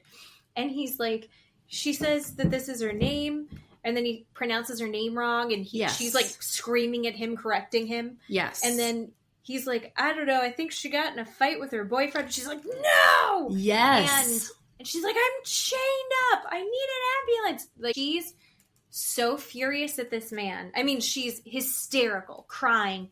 And this guy is not communicating to 911 what she needs him to communicate. And you just hear her so frustrated in the background. Matt's like, if you have been gone for this long and suddenly this is the guy that finds you, and he's supposed to be helping you. Yeah. And he can't even get a full sentence in correctly tonight. Well, I just don't think that short of me giving my name, I would just be a puddle. Like, how can you function? If you have truly... Just the relief of being found. Yeah. You would be a puddle and barely able to speak, barely able to give your name. And she's shouting orders at this man. Mm-hmm. And I truly believe she probably said, I just left my boyfriend accidentally, right? I think she actually did. I mean, she didn't mean to say that. Where else would that come from? Yeah. Where would that come from? Yeah. Yeah. Yeah. So, and how did they find her? 100%. So they have these pictures of her in hysterics on the side of the road. Her hair is cut all off, chopped off at her shoulders, and she's in sweats, and she does have chains around her, chain links around her, zip ties on her wrists, which are very tight. They're making her skin kind of white. They're very, very tight. So they take her to a hospital. They call Keith. And I think her sister or his sister, I can't remember, It's either Sheila or Suzanne, one of those two women. He absolutely cannot believe it. The parents are having a balloon release that same day. Yeah. They all find out that she's been released, but Keith goes to the hospital. He says he pulls back the curtain and looks at her, and he says the way she looked at him, he knew she was lying. What kind of look does she have to give him for him to know she's lying? Immediately it didn't feel genuine, and he went, no. But then immediately that feeling is erased. Yes, because he feels guilty because she has bruises all over her face. She was messed up. Yeah, all over her body. She has burn marks on her arms. She has a brand on her back. She's been branded with the word Exodus and then numbers. It says 612. Yeah. Which is a verse. Yeah. Chapter 6, verse 12. And I have read it over and over again, and it is very like about Moses. Yeah, it's very interesting. I believe it talks about lying. Just so you know, people. Oh. Yeah, so she has a brand that's starting to scab and fall off on her right shoulder, on her back. Obviously, she has the zip ties, bruising everywhere. And the bruises are all from different times. Yeah. Like, there's some yellow bruises, and then there's some bright new purple-blue bruises. Mm-hmm. It's clear that this wasn't like she quickly did this before she got picked up, and she's lost a ton of weight. Yeah. Like, I mean, 100 pounds, she's, maybe. She was just skinning. She was already teeny tiny, and now she's just emaciated and gaunt. It's sad. Yeah. Don't even. Yeah, so they said that maybe her nose was broken or there was something wrong with her nose. She's screaming and sobbing. She only wants Keith. She doesn't want to talk to the police because she says the police are involved. Everybody's really confused. She's like, you didn't find me. Yeah. That's the part that she kept saying. She's like, you're not who found me. I just want my husband. I only want my husband. You didn't help me. I want my husband. Yeah. Yeah. Super confusing about that. So Keith just says, just tell me what happened. Forget they're here. Just tell me. She says two Hispanic women have abducted her in a dark SUV. There was one older woman and one younger woman, and she doesn't remember if she struggled, and she just says she wanted to go home. This is all she says in the hospital. Mm-hmm. Anyway, so it's very confusing. They're taking pictures of her. Keith really doesn't know what to do, what's going on. He thinks she's lying, but then he feels guilty because of all of her injuries.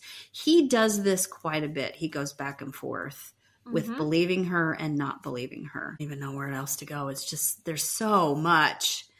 There's so much. There's just so much. So she does agree to do an interview with the police at her home, and they record the interview, but she says, I want my husband there. And the police say, look, typically we would do an interview alone. Without the husband, it would just be her. But she's very adamant that she wants Keith there. She feels protected. She feels safe with him. And they said, okay, that's fine. The video and the interview is it's very strange. It's very weird because she's acting very weird. She's almost flirting with them. She's bubbly. Very bubbly. Making jokes. At one point, she talks about the text message that she sends Keith about wanting to have sex with him at lunchtime. Under the code name of lunch. And we saw the text. It wasn't overtly sexual. She wasn't like, come have lunch. But she spells it out for the cops. She's like, I'm so embarrassed. I was asking my husband to come have lunch with me. And you're like, what are you doing? I mean, yes, literally like that. Her body language was overly dramatic when she was speaking to them, especially about that part. And then when she's she's questioned to remember about her abduction, then her body language is, then she curls up on herself. She brings her knees in up on her chest. And then she pretends to cry, and now she can't remember anything. But then it's something she wants to talk about. Her body language changes, and she's awake and flirty, and she can look around the room, and she's not crying. It's very weird, very strange. And it's either she's like very like curled in and afraid, or she's like hysterical, like screaming, crying. It's huge. It's all extremes. Yes. She says the day it happened, she had kids, did the breakfast. She took them to daycare. She did the text message to Keith to come home for lunch. She has a 5K running app on her phone. She goes to the mailboxes. She notices the car drive up, stop, and then pull back. The window rolls down. She sees that it's a woman wearing a hat, but she doesn't remember the color of the hat. The door opens to the car, and then she takes one of her earbuds out to hear what they're saying. Then she sees a small revolver. Then she says she ducks down. Then she says she puts the phone down, and then she says she can't remember anything after that. She also purposely ripped out a piece of her hair. Yeah. To put with her phone. So there's lots of, she tells this story like, in my mind, 3 different ways. In the HULU documentary and in the HBO documentary. And it's red flags all over the place. If I had a red flag, I'd wave it every time I would say something. But the phone, her recollection of how the phone ended up on the ground is like 3 different ways. Yeah. It's accidentally dropped. The other one is she did it very purposefully. Yeah. It doesn't all add up. She was trying to use to like endear herself. Like, I love my husband. Yeah. I love him. And that is kind of like a theme in the whole beginning of like her and Keith have this very curated, look how beautiful, and they're a good looking couple. Yeah. Beautiful. Yes. Look how good looking we are. Look at how in love we are. Look how perfect everything is. Oh, yes. She's super mom. It's all very contrived. People on the Google machine do not like her story. They're like, it's a hoax. This doesn't make sense. They absolutely do not like her side of the story. They're telling everybody, they're like, she's lying. She absolutely is lying. So, and the police say she's running through the parking lot when she is released.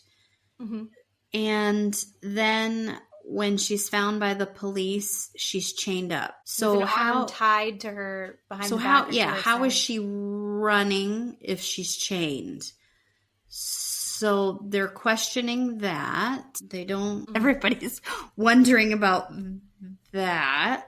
I'm blown up so huge that now everyone is like, oh, she got found. This is so huge and dramatic. Well, wait, things aren't adding up. Things aren't coming together. And there's a media frenzy around their house. Yes.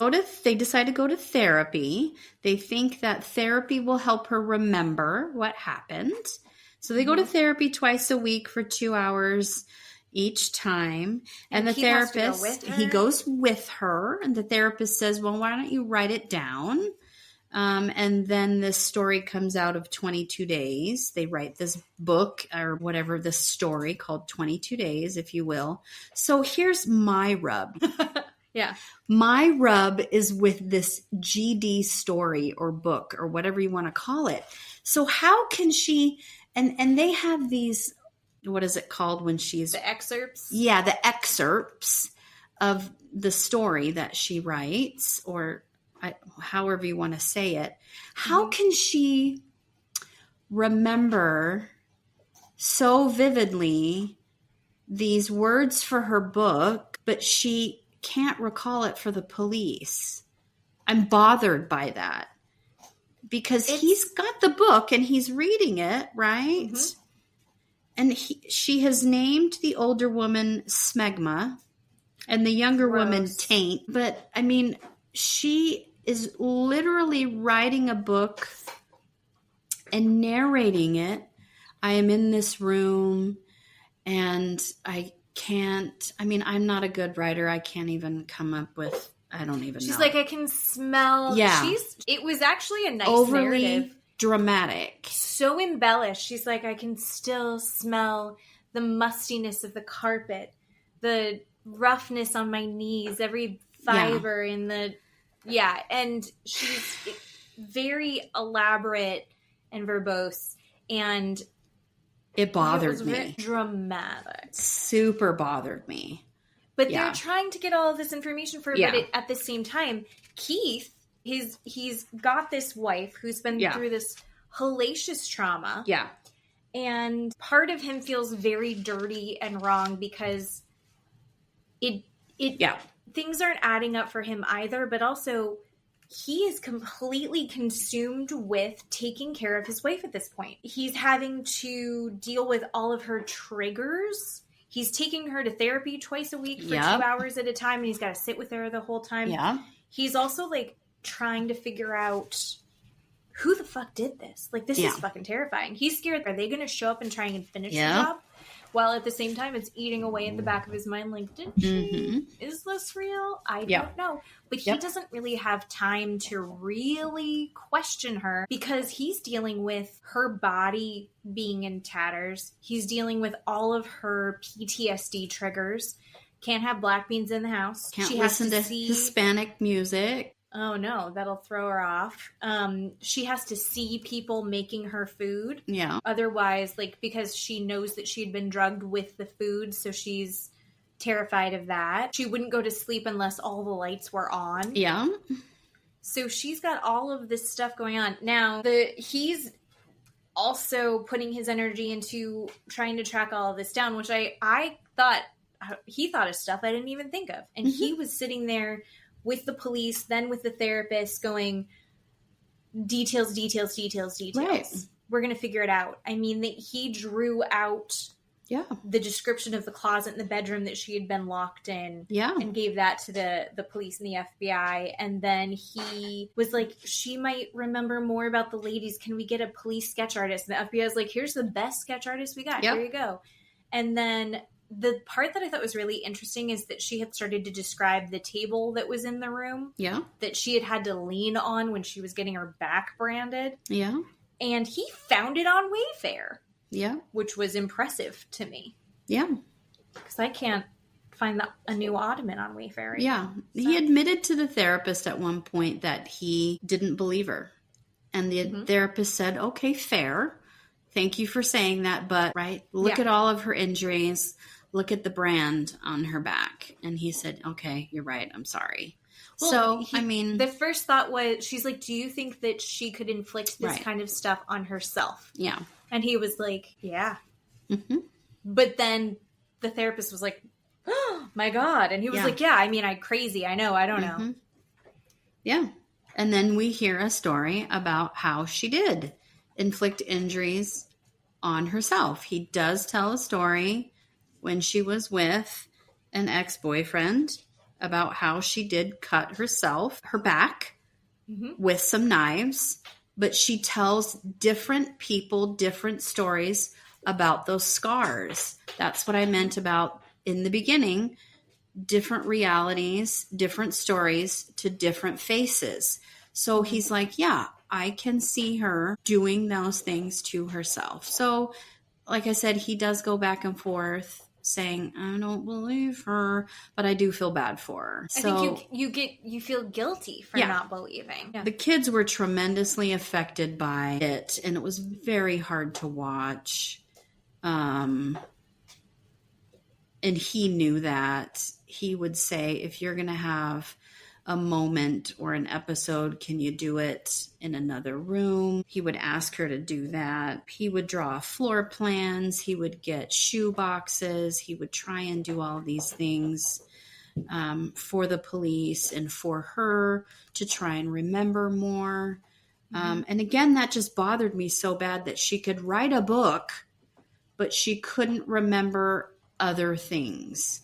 It just didn't make sense to me. So the internet got upset about her naming the perpetrators as Hispanic women. This old blog came out that, she was a racist. It was this story that had her photo and her name on a white supremacist website. Yeah. That then goes into a story about these Latinos taking over her town, and they had like broken into her family's pizza shop. Her family never owned a pizza shop. And then she beat the shit out of them, and she's taking her town back from the Latinos. It was this really awful racist story, which in some ways reflected what her life was, but also in a lot of other ways just had a lot of falsehoods that just made her look better. She claims that she has no idea where that came from and that she didn't do it. But who would do that? Yeah. But kind of leaning towards she probably did it. Anyway, that's probably racist. Well, yeah, she said bad things about mariachi music. Yeah. She wouldn't let people have black beans in the house. And as we know from the Valley, two things can be true at the same time, everybody. Yes. 100%. Mm-hmm. And then we find out in 2020, so now we're 4 years from what happened. DNA has been reviewed and has been found on her underwear from a male suspect. So she has never mentioned that there is a man anywhere in this whole story, but there's male DNA on her little undies. So now we have that thrown in the mix, and what are we going to do with that? It's 2020, and they test the DNA. They do this kind of, I guess, genealogy kind of DNA, because they don't have the specific, exact match. Right. Yeah. The exact match DNA. They do like a family genealogy DNA. And it comes back to her ex-boyfriend, James. Mm-hmm. So it is James' DNA. And they go and talk to James. And he lives in Costa Mesa, California, a couple 100 miles away, which is, about 9 hours. And they knock on the door and they talk to him, and they go in there, and he's like, yeah, I know Sherri. And have you seen her? Nope, I haven't seen her. I don't know what you're talking about. Oh, no. Yeah. After about an hour, James says, yeah, she was here. And no, I did not kidnap her. She asked me to come pick her up.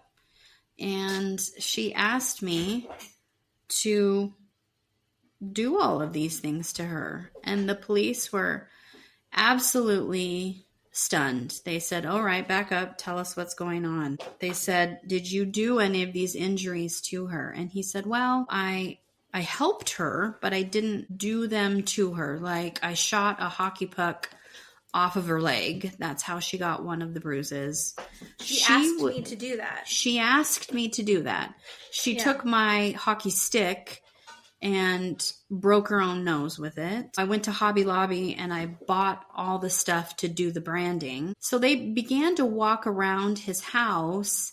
They found the room that she described in his home.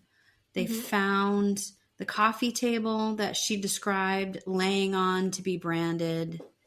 They found the closet that she claimed she was chained up in. They found the window that was boarded, the mattress. So they know she was in James' house. They asked him about all the injuries, and he said, look, she did all these things to herself. I was gone every day, most all day long. And they said, hey, she lost weight.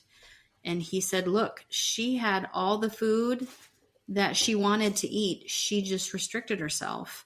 She would eat food, but she wouldn't eat a lot of food. That's how she lost weight. She was free to leave at any time. She just wouldn't leave. And then one day she just said, hey, I want to go home. Take me home on Thanksgiving. And that's what I did. I drove her home that day. And she said, at this point, pull over. And I got out. And she got out. And that's what happened. And then I have been here ever since. And the police were completely floored. James took a lie detector and he passed. They describe him as a burnout. Yeah.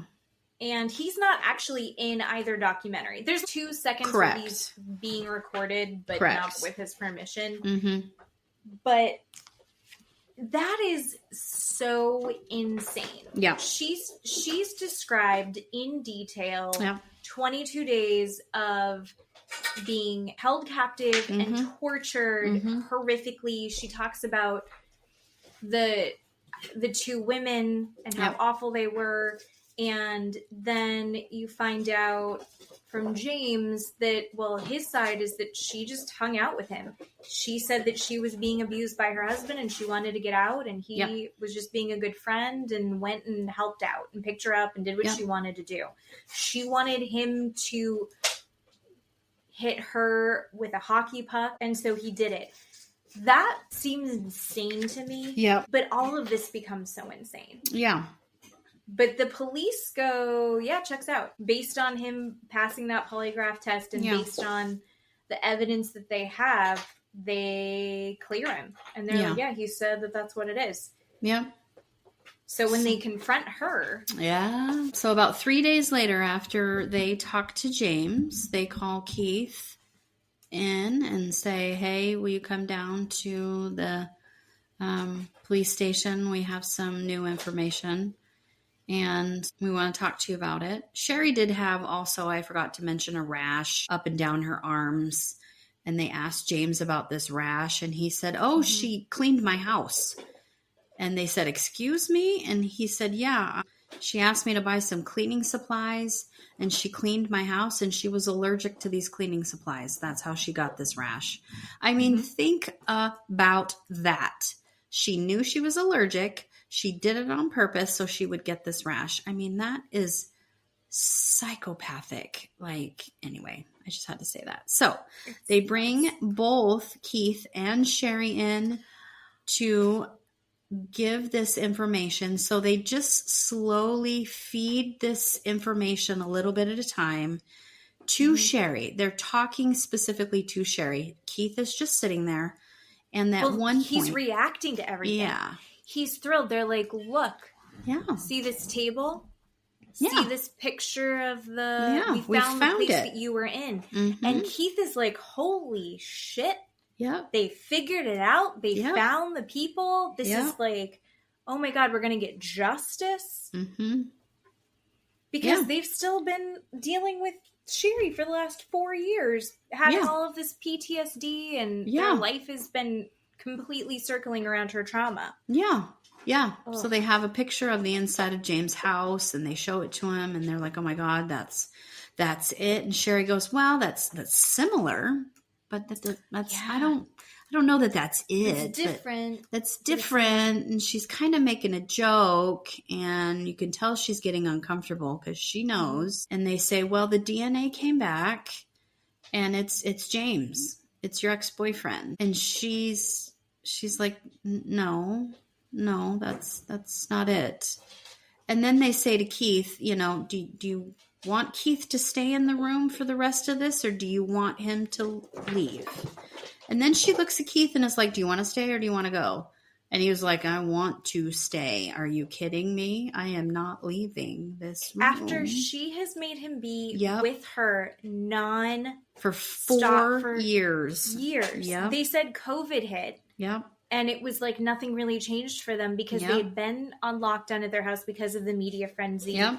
And also because of her triggers from PTSD. Yep. He had been in her therapy sessions with her every week, twice a week for 2 hours at a time. She couldn't be by herself. And all of a sudden she's like, do you want to go step out? Wait, what? Of course he's going to be like, I'm staying right here. Are you fucking kidding me? Mm-hmm. Uh-huh. And so they say, well, it's James. the DNA is James. And she's like, no. And they said, yes, it is. This is James' house. We talked to James 3 days ago, and he said that you told him, you called him, you asked him to come pick you up. You did all of these things to yourself, and there is no women. This is all you. And she doubles down and says, yeah, no, it's 2 women.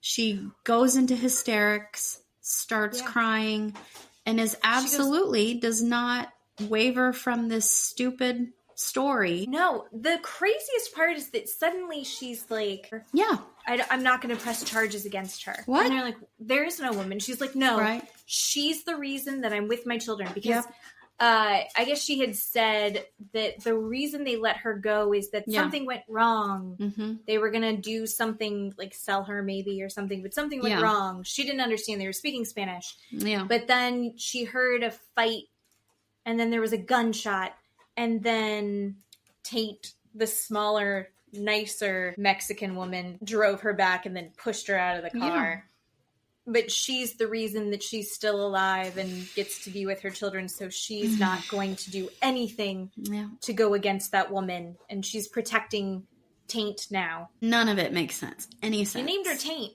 Yep. No. So Keith is extraordinarily upset. He stands up, tells one of the police officers, I need to talk to you outside alone. They get up and leave. Sherri is still saying, nope, none of this. Nope, it's not James. It's these women.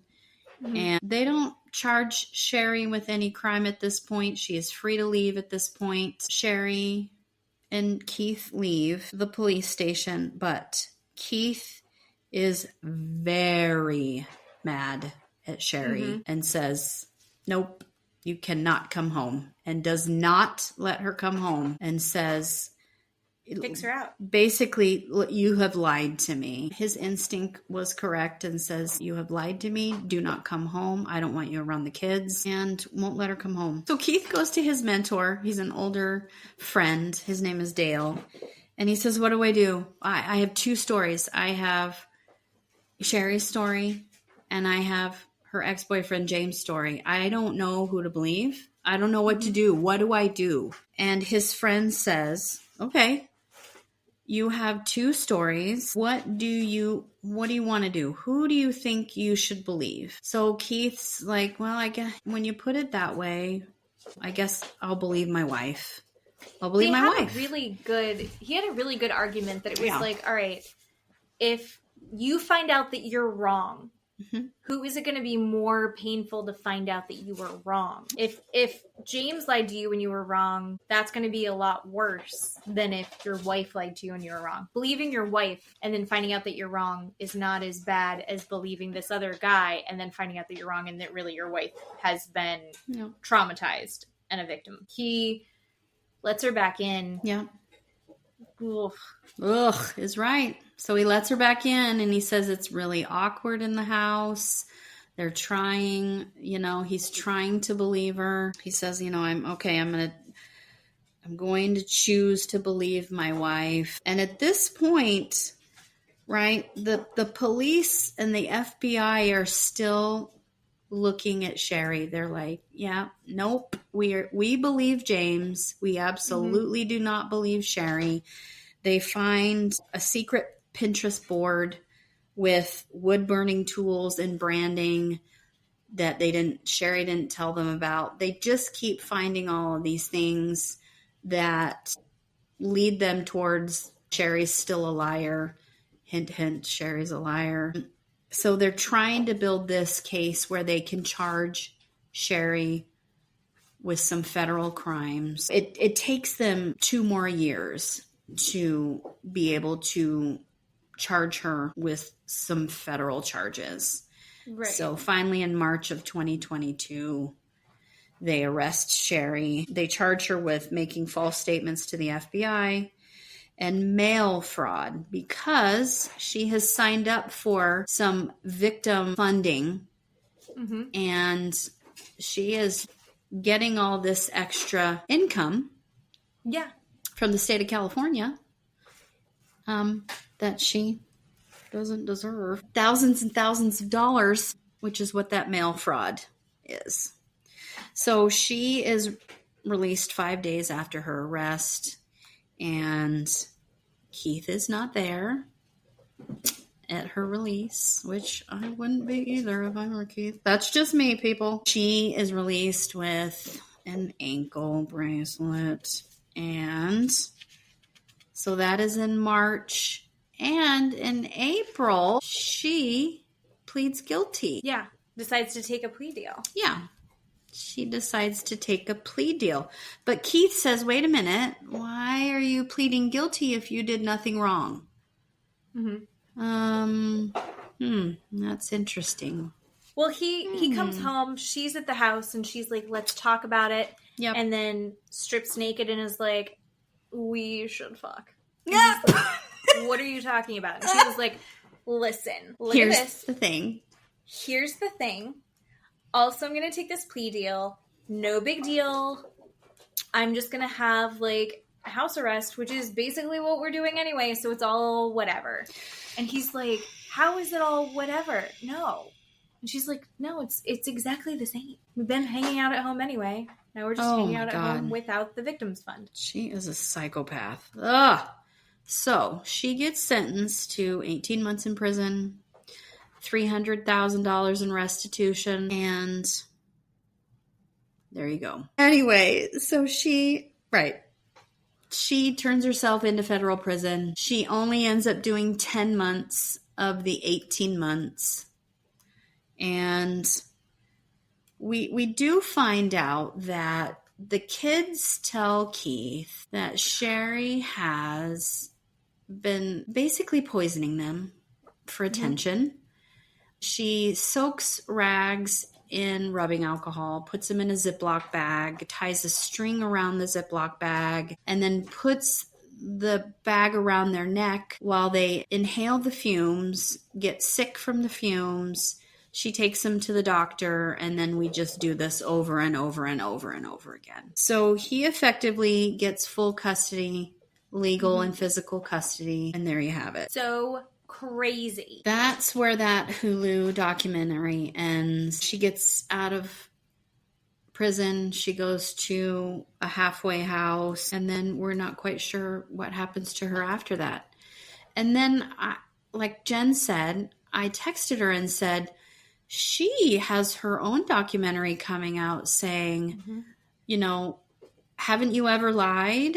And wouldn't you like to hear my side of the story? And I'm thinking, what in the hell does she have to say?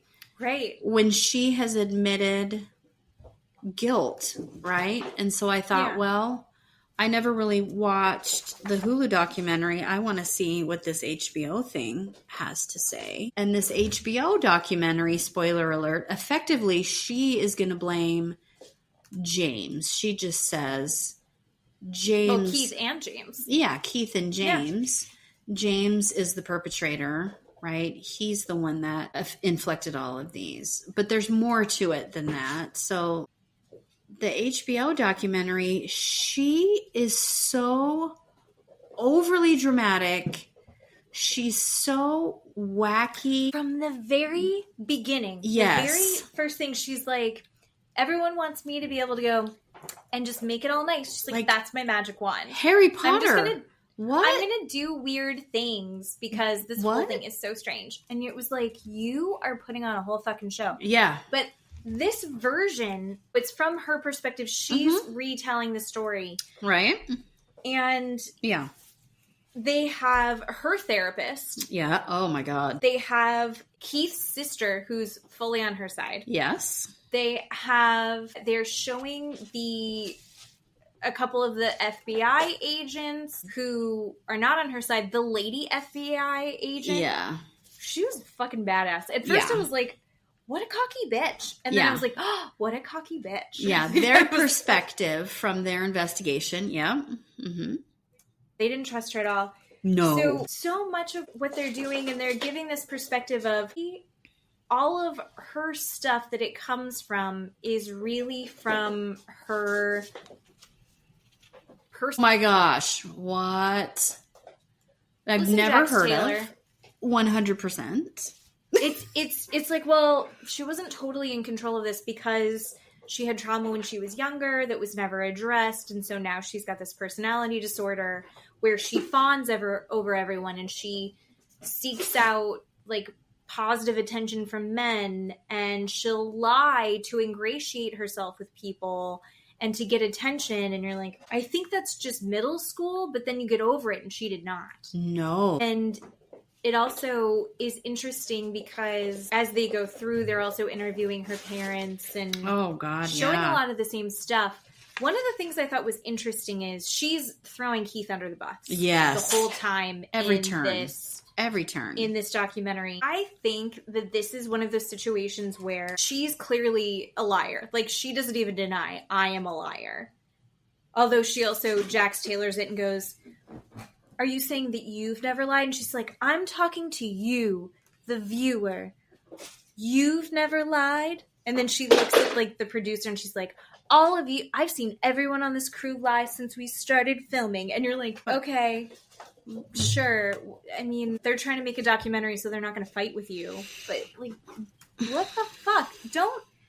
I have lied in my life. There were times in my life that I think calling me a liar would be fair. I've never faked a fucking kidnapping. She's saying that she actually, I'll let you get into it, but like the lengths that she goes to lie and do all of these things, and then she's like, but you've lied too. She's nuts. But she reminds me of Jax Taylor in this. But I do find her, I think some of the points that they make in this, I do end up finding her, I don't think the word is believable, but I'm kind of on her side for parts of it. Because in the HULU documentary, Keith is showing all of these videos of his kids, and his kids' faces are all over this documentary. And I don't agree with putting kids' faces on TV, at least, especially not in that. I thought it was weird that Keith had his kids in that. And there were times, I mean, it's Keith's documentary, so he gets to give his perspective and make himself the hero in all of it. But there's definitely parts where you can see, like, he's kind of a dick of a husband. Just as much she's manipulative and clearly emotionally cheating on him at the very least, he seems like a shitty husband to have to deal with as well. So what dick move was he doing? A dick move to show your kids. I think that it's weird when these kids have been forced into the spotlight. I think you should be trying to protect your kids by not putting them out there. He could have done the documentary and had his face there and then blurred out his kids' faces. I don't think celebrities' kids should have to be seen. I don't know. I thought that was like he was using them to his advantage in the documentary, which is his right. But it was just also like, I felt like it put his kids in a weird position. Because they're still really young. I think they're both in elementary school still, it looked like to me. And I think she's describing him as controlling. Their friends and family are describing him as controlling. There's the bit where like he was checking in on her all the time. She wasn't allowed to have a Facebook page because he didn't want people looking at her. But then it's like, we don't know how much is true and how much isn't. So I don't know. But it seemed believable or plausible. Not necessarily that I'm 100%. I think he was probably a dickhole of a husband. I think if you don't trust your wife anymore, I don't think you get a post-nuptial agreement to say, I get everything. And then he was controlling all their finances. Why wouldn't you do that when she's cheating on him? I would get a divorce, but that's just me. Yeah. But also they seemed a little Mormon. She said she'd never been drunk and she barely even drank coffee. But she knew that they were drugging her.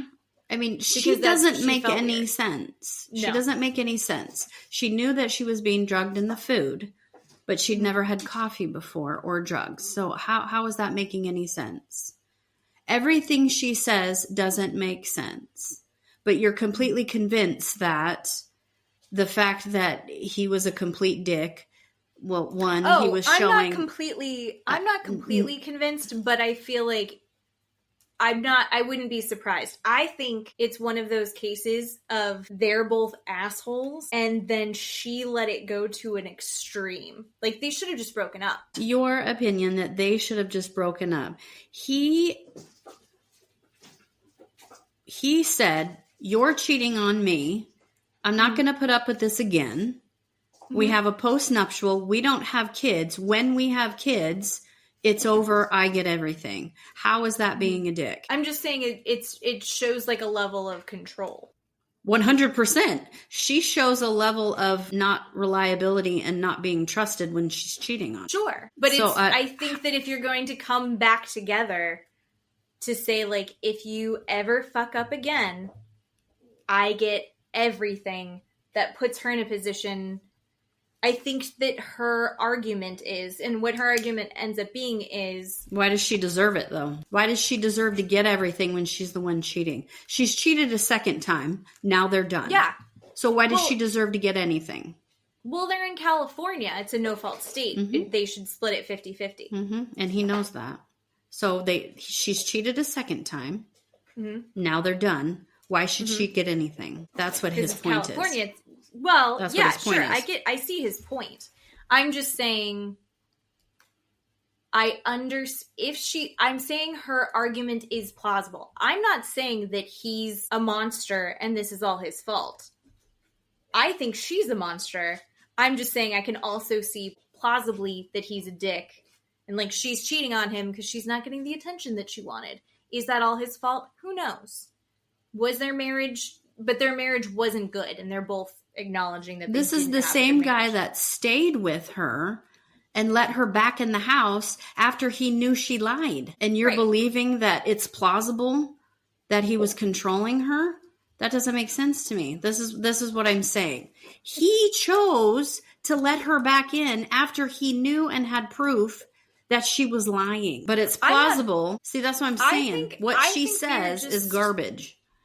Oh, sure. No, I think it's 100%. She's already clearly not reliable. Yeah. But I think there's a lot of evidence to show. And she's cheating over and over and over. Cheating over and over and over again. I think both things can be true. I'm not saying he's fully the monster that she's saying that he is, but I think there are parts of that are true, I guess is what I'm saying. I think there are parts of it where, like, they're in a toxic relationship, but they're just going to keep going with it because they're, I don't know, addicted to it. He's now gotten to a point that he has a certain amount of control over the relationship that he's not going to let go of. She's not going to leave because he's got her in a shit position where she's not going to have anything financially or the kids. He'll be able to take all of that away. I'm not saying that she's a victim of him, but their relationship was shit. And he contributed to that. That's all I'm saying. I just think there's more proof that he is trying to take care of her after over and over and over again. All she does is treat him like garbage. But then she turns around and wants people to believe that she's a victim. Yes. No, I think there's also, and agreeing with what you're saying right now, the worst part of what she did to him, in my opinion, I mean, all of it's terrible, but then there's one part where he was talking about, this is a few years after the abduction, she and he are outside, he's working on a project, he's building something for her outside. Oh, yeah. And she is telling him to do something differently, and he snaps at her. Yep. And then she's like, oh my God, I'm triggered. And he goes, can we go one fucking day? Yep. She's like, I get it. This was awful. But can we go one fucking day without hearing about your triggers? And she turns on him and just switches and goes, well, I have to live every day knowing that you didn't bind me. And this is years after he's been doing all of this stuff for her. Doing everything for her. So, yeah, 100%. I think that he is not this horrible, awful person. I just think that their relationship was shitty. And I'm saying that I'm willing to believe that he contributed to that. She obviously is a mountain and he is a molehill of who's contributing to it. But she's like Jax. She's going to find the one little thing that he did, accidentally hit her in the face with a Wii, and turn that into my husband beats me. Yep. And that's what it is. And she does admit in her documentary that she did lie about the two Mexican women. But that's the only thing she lied about. It wasn't 2 Mexican women. Mm-hmm. Everything else is true. And it was James who abducted her. The Mexican women idea came from James's mother. She was trying to clue the police in on that it was James that was holding her. She thought that if they picked up on James's mother, that it would lead them back to James somehow. Again, None of that makes any sense. Mm-mm. No. My favorite reason is why that makes no sense. Because James Reyes' mother is not a older, bushy eyebrowed, curly, black-haired Mexican woman. Mm-mm. She's Irish. Yeah. She's Irish. Again, that's another lie out of It's another lie. She's still Sherri's clearly mouth. lying. She's still clearly lying. She says that she had been texting James. I had been having an emotional affair with him. Yep. And I had been leading him on. I was sending him this messages, and then he was taking it too seriously, and I decided I wanted to cut it off. And then he didn't like that, and he said he was going to come visit. And then when he showed up, she didn't expect him to show up. Mm-hmm. He had rented a car. Yeah. She can't remember getting into the car, but she was abducted. And he then took her to his house all the way in California. She had been drugged, and he then tortured her and raped her and abused her for 22 days. Yes. And this story makes perfect sense to her new lawyer. And Keith's sister, right? So she has now moved in permanently with Keith's sister. Keith's sister. Yeah. So Keith's sister doesn't really like Keith. Yeah. And so they have become bosom buddies. Yeah. And so now she has a lawyer that believes this story. Big peacock feather earrings. Yeah. Oh my. She's vaping. She looks like a skinny Beth Chapman from Dog the Bounty Hunter. I can't with her. Yeah. She was funny. But she had a horrific experience where she had been partying on a yacht in Mexico. Oh my God. And then was assaulted by 7 men and drugged and assaulted. And when she woke up the next morning to try and run away, she was in the middle of the ocean. Mm-hmm. And so she knows what it's like to have to ingratiate yourself with these captors to escape. And she's like, you do whatever you have to do. And I've done that. So this lawyer and her dad, who is also a lawyer, who are representing her in her family court case to try and get custody of her children. They are 100% like, there's going to be proof and we believe her 100%. Yeah. They also go on to say that the story that Keith tells about the alcohol in the Ziploc bag on that, none of that is actually true. And they did a thorough investigation and all of that was found unfounded.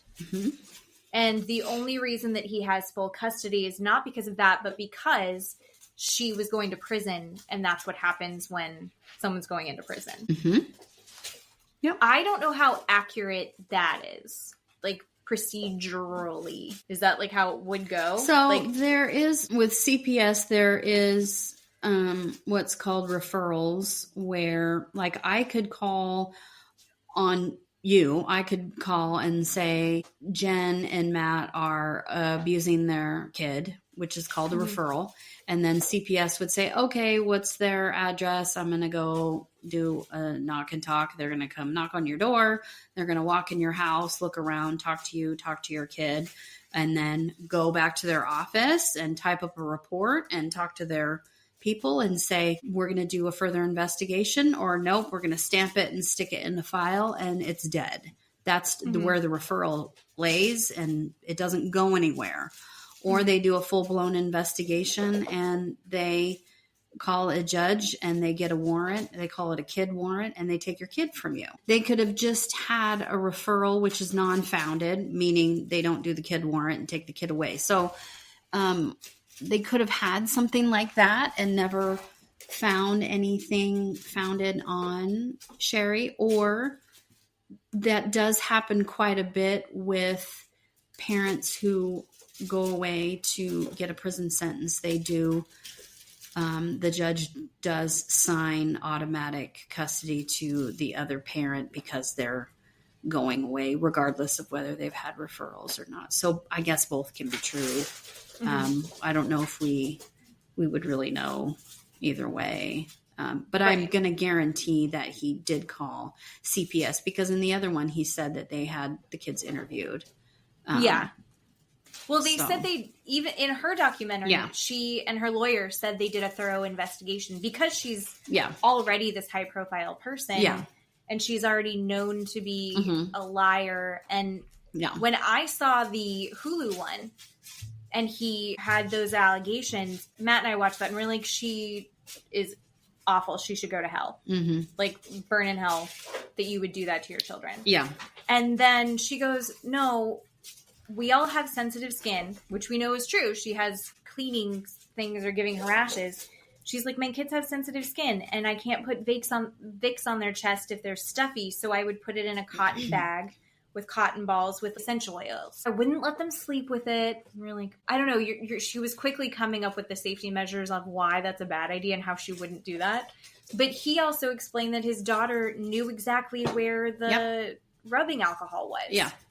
And he seemed very believable, breaking down over that as well. So she has an excuse for everything. So she had an excuse for that. She had an excuse for the branding tools, too. Remember when she pulled out of the closet, all the branding tools, she said, and an excuse for her texting James back and forth talking about the branding tools. It was their Christmas gift ideas. I mean, she backtracks so much to come up with excuses. It's not even funny. And she can find an answer anywhere. Yeah. She finds an answer and an excuse and backtracks for everything. So that's why I absolutely do not believe her. I mean, they caught her. What was the lie they caught her? Was it the phone? The phone was, I mean, they got her a couple times. So the phone was one, And she backtracked on that. They're like, well, that's not what you just told us how the phone came out. She's like, well, sometimes I would elaborate, but I'm not lying now. What? She's like then. She's not lying now. So, I mean, the FBI talked about the phone. The FBI talked about her chains and running through the parking lot. The FBI talked about her Pinterest and the branding tools. I mean, they have all of these things to be able to charge her with a federal crime. They're not going to be able to charge her, go to a criminal court, go to a judge, find her guilty, have her in prison with no evidence. I'm sorry, this is what I do for a living. I'm so sorry, but I don't understand. I'm not quite sure. They don't get all the way through that. No. And this is the FBI. Right. I just desperately want James to talk about it. I want to hear him be like, is he a dumb lollipop? Like, this is the part that he was like, she told me to do it. Yeah. That's the only thing that I keep getting stuck on. Because if someone told me, listen, I need you to bank a shot of a hockey puck off my thigh. I need you to hold this out. I'm going to run as hard as I can into it so it breaks my nose. I want you to brand my back. And both she and James were like, I don't know what Exodus 6:12 is about. It's something I don't know what that is. They're both like, I don't know. She says that he was doing all of that because that was the quickest way for him to reach sexual gratification. Yeah. And to make sure that it happened quickly and not inside of her. And that when she then eventually convinced him to let her go, she wouldn't tell anyone it was him because then Keith would know that she was cheating. Yeah. But Keith already knew that she was cheating. Right. See, it doesn't make sense. Keith would know that she was cheating and then he would take her kids from her. Yeah. Which now, everything that she was lying to protect has already happened. Yeah. But then her lawyer told her not to say anything yet because it wasn't the right time. Yeah. She said, would you lie to a federal agent to be able to lay next to your kids? You're not laying next to your kids right now. I mean, the end result is you don't have your kids right now. It doesn't make any sense. Right.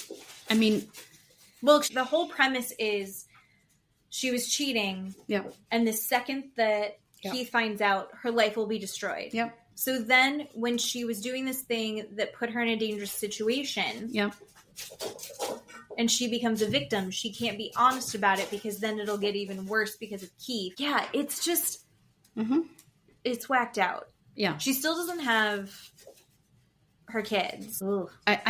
This is what I do for a living. And I'm going to tell you right now that judge is going to take a very, very long time deciding whether or not that woman has any contact with her children alone at any point or any sort of custody at all, because she is such a liar and she cannot be trusted at all. I don't give a shit if that woman is their mother at all, because that judge has to find some sort of proof that that woman can be trusted on some level at all. She will never be left alone with those kids, ever. She will never have any sort of custody of those children, ever. I don't care that she is their mother, because that judge is going to look at all of this stuff and go, there is nothing here that shows me that you are a safe person to take care of your kids. I don't care that you say X, Y, and Z. I don't care that you say X, Y, and Z about Keith. It doesn't matter. These judges do this stuff all the time. They have the biggest bullshit meter of anyone. They know what they're doing, and they have probably seen these documentaries. It is going to be years before this woman sees the light of day with her kids. It was the ragtag team that she has with her walking into the courthouse for one of these custody hearings. Yeah. She's got her whacked out lawyers. Yeah. The dad lawyer is like steampunk. Yeah. And the daughter has like massive bleach blonde hair, over the top jewelry and makeup, chain smoking her vape. Yeah. And then Keith's sister, who is so thrilled to have a camera on her. Oh, yeah. Strutting with the biggest smile with her big red lip and her very fun pants that I have holding her hand a few times. Yeah. Just, arm in arm. Mm-hmm. It's a weird bunch. Yeah. That she's left with. She's also left with her parents and her therapist. In the Hulu documentary, her sister, Sheila, talks about how her parents were abusive. Correct me if I'm wrong. I think she talks about drugs. Yeah. And abuse in the household, neglect. Mm-hmm. And it seems like Sheila does not have a relationship with her parents. Yeah. And her mom was odd. Yeah. It felt odd. A lot of people remarked that her mom was odd. While she was missing, her mom was being interviewed and she's like, I'm not crying right now that my daughter is missing because I'm mad. Yeah. I'm mad that she's missing. And everyone's like, what? So she had a strained relationship with her mom. And now that she's out of prison, she had to move in with her mom. Yeah. And dad, and they have a good relationship now. And they're all having a nice breakfast together and they're praying. And they're talking about they hate Keith and they hate James. And then there's also this so what do you think happened? And they're like, well, we think that she thought she was going to hook up with him and have sex. Yeah. And then it turned into a longer thing. They don't even think she was abducted. Oh. They're like, no, she thought she was just going to a hotel for the day. Yeah. She willingly got in that car. Yeah. Yeah. 100%. That was, when they said that, I literally stopped the video and was like, wait, what? Did I just hear what I thought I heard? Yeah, they're like, no, it wasn't an abduction. She full on went willingly. Wait. And they're like on team Sherri. Mm-hmm. Yeah.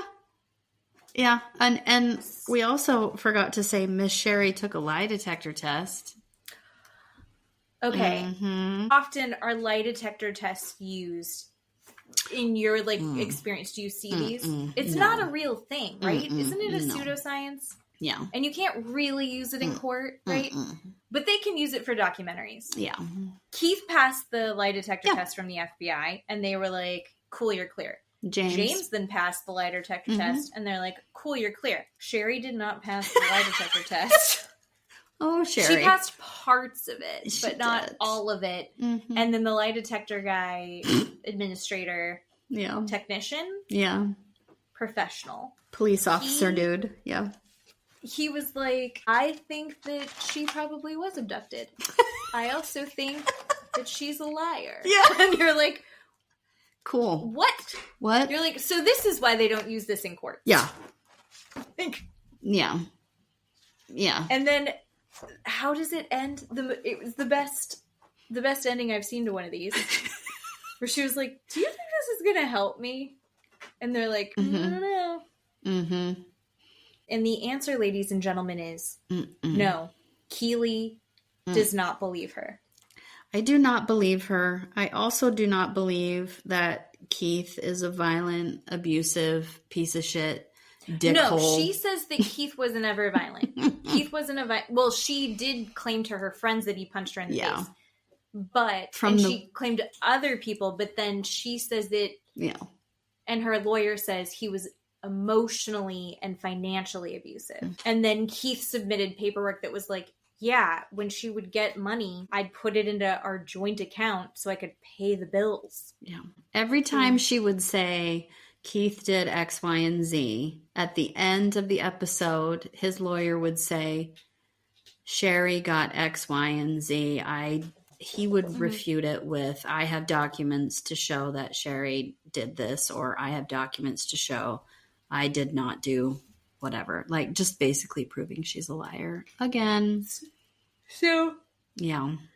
Now she's got this documentary, so she's probably getting paid for that. Yeah. Right? And I think it came out that she's writing a book. Oh my gosh. About this. I think it's probably going to be called 22 Days. Yeah, oh yeah. But we'll see how this all works out. But oh my gosh. I wish actually, instead of people paying her to tell her story, her side of the story, because I was so interested in watching this documentary because I wanted to get some motivation from her that felt more substantial. And it all feels so rocky. I think because I just want a resolution to it, I go, okay, maybe. No. There's no maybe. No, Keeley says no. There's no maybe, people. There's no maybe. But I need a resolution. So what I need to happen is I need whoever would have been giving her money to give a better explanation or to continue the story on. I want them to just give all of that money to James Reyes, who has to live with his grandpa, the money, so then we can figure out what he says. Because I don't like living in this, we can't believe her, but we're not going to get a full explanation of what happened. Here's the thing. When someone is telling the truth or someone knows what is happening in something that they're telling you. For instance, when I'm telling you about my job, right, about the CPS referrals and about when someone goes to court, right? There's, I'm not skipping a beat when I'm telling you. I'm not looking around the room. I'm not searching for answers. I'm not stopping. I'm not questioning what I'm saying, right? Because I already know the answer. That's what James was doing with the police when he finally admitted, look, yeah, I had something to do with it. She called me. Every time the police said, okay, did you have something to do with her injuries? Well, yeah, I shot a hockey puck off her leg.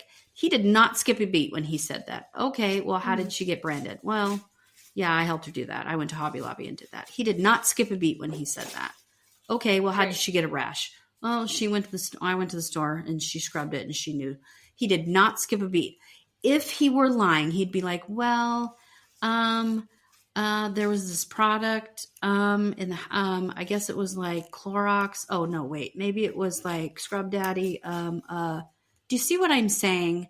The man did not skip a beat when he is talking to these people. You can tell between someone that is trying to make up like her. It doesn't make sense. It sounds stupid. And there's a bunch of pauses. And you're like, yeah, that guy is lying because he's trying to find the story. The answer. Yeah. I think the part that I still keep getting stuck on is, if I asked you to hit me with a baseball bat, would you do it? Probably. Look at your face. Stop it. Listen, if I say that I'm on Keith's side. Yes, because you're But, on like, Keith's side. Stop it. No, I'm just kidding. No, you want me on Keith's side. I do want you on Keith's side. I'm on nobody's side. I'm on the FBI agent's side. She was so badass. Yeah. Just a fucking weird story. I want to know what was going on in that house. How did they have a conversation? How do you watch someone do that to themselves and then also participate in doing that for 22 days and go, okay. Well, he didn't, though. He went to work, right? I mean, he did the hockey puck thing. He helped her with the branding. And he went to work. She ran around the house like a crazy person and beat the shit out of herself. And, like, she had to have planned to, like, I'm going to need some proof that I've been abducted. Mm-hmm. It's fucking weird. Yeah. Who thinks like that? A crazy person. Crazy person. Crazy person. All right. Well, Sherri, Papini, careful, because if Keeley sees you, it's on site. And then next week we get to talk about Jack's being crazy. Yeah. Just crazy people all around. And then something else fun. We'll find another treat for True Crime Storytime. Yeah. I like the whole bit. Yeah. And I am going to figure out how they drugged Sherri Panini. I keep calling her Panini. Papini? Papanini. Oh my God. Papini? Papini. Papini. Yeah. That's fun to say. I'm going to figure out what they put in her beans and put it in the cat food because holy fucking shit. And now they're quiet. Once we're done, now it's over. Now they're done. They got it all out of their system. God damn it. Oh, all right. Well, this is a nice 3-hour episode. Wow. That I promised to get cut down. But good 2 hours. I would love to hear if anyone else also found Sherri a little credible and then quickly changed your mind. Keeley knows the truth. Always. Always. I mean, you see it. Mm-hmm.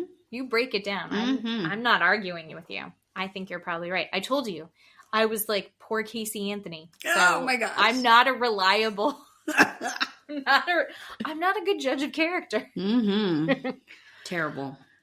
All right. Well, thanks for listening. Mm-hmm. And thanks for being patient for this episode. And we will hear from you next week. Bye. Bye-bye.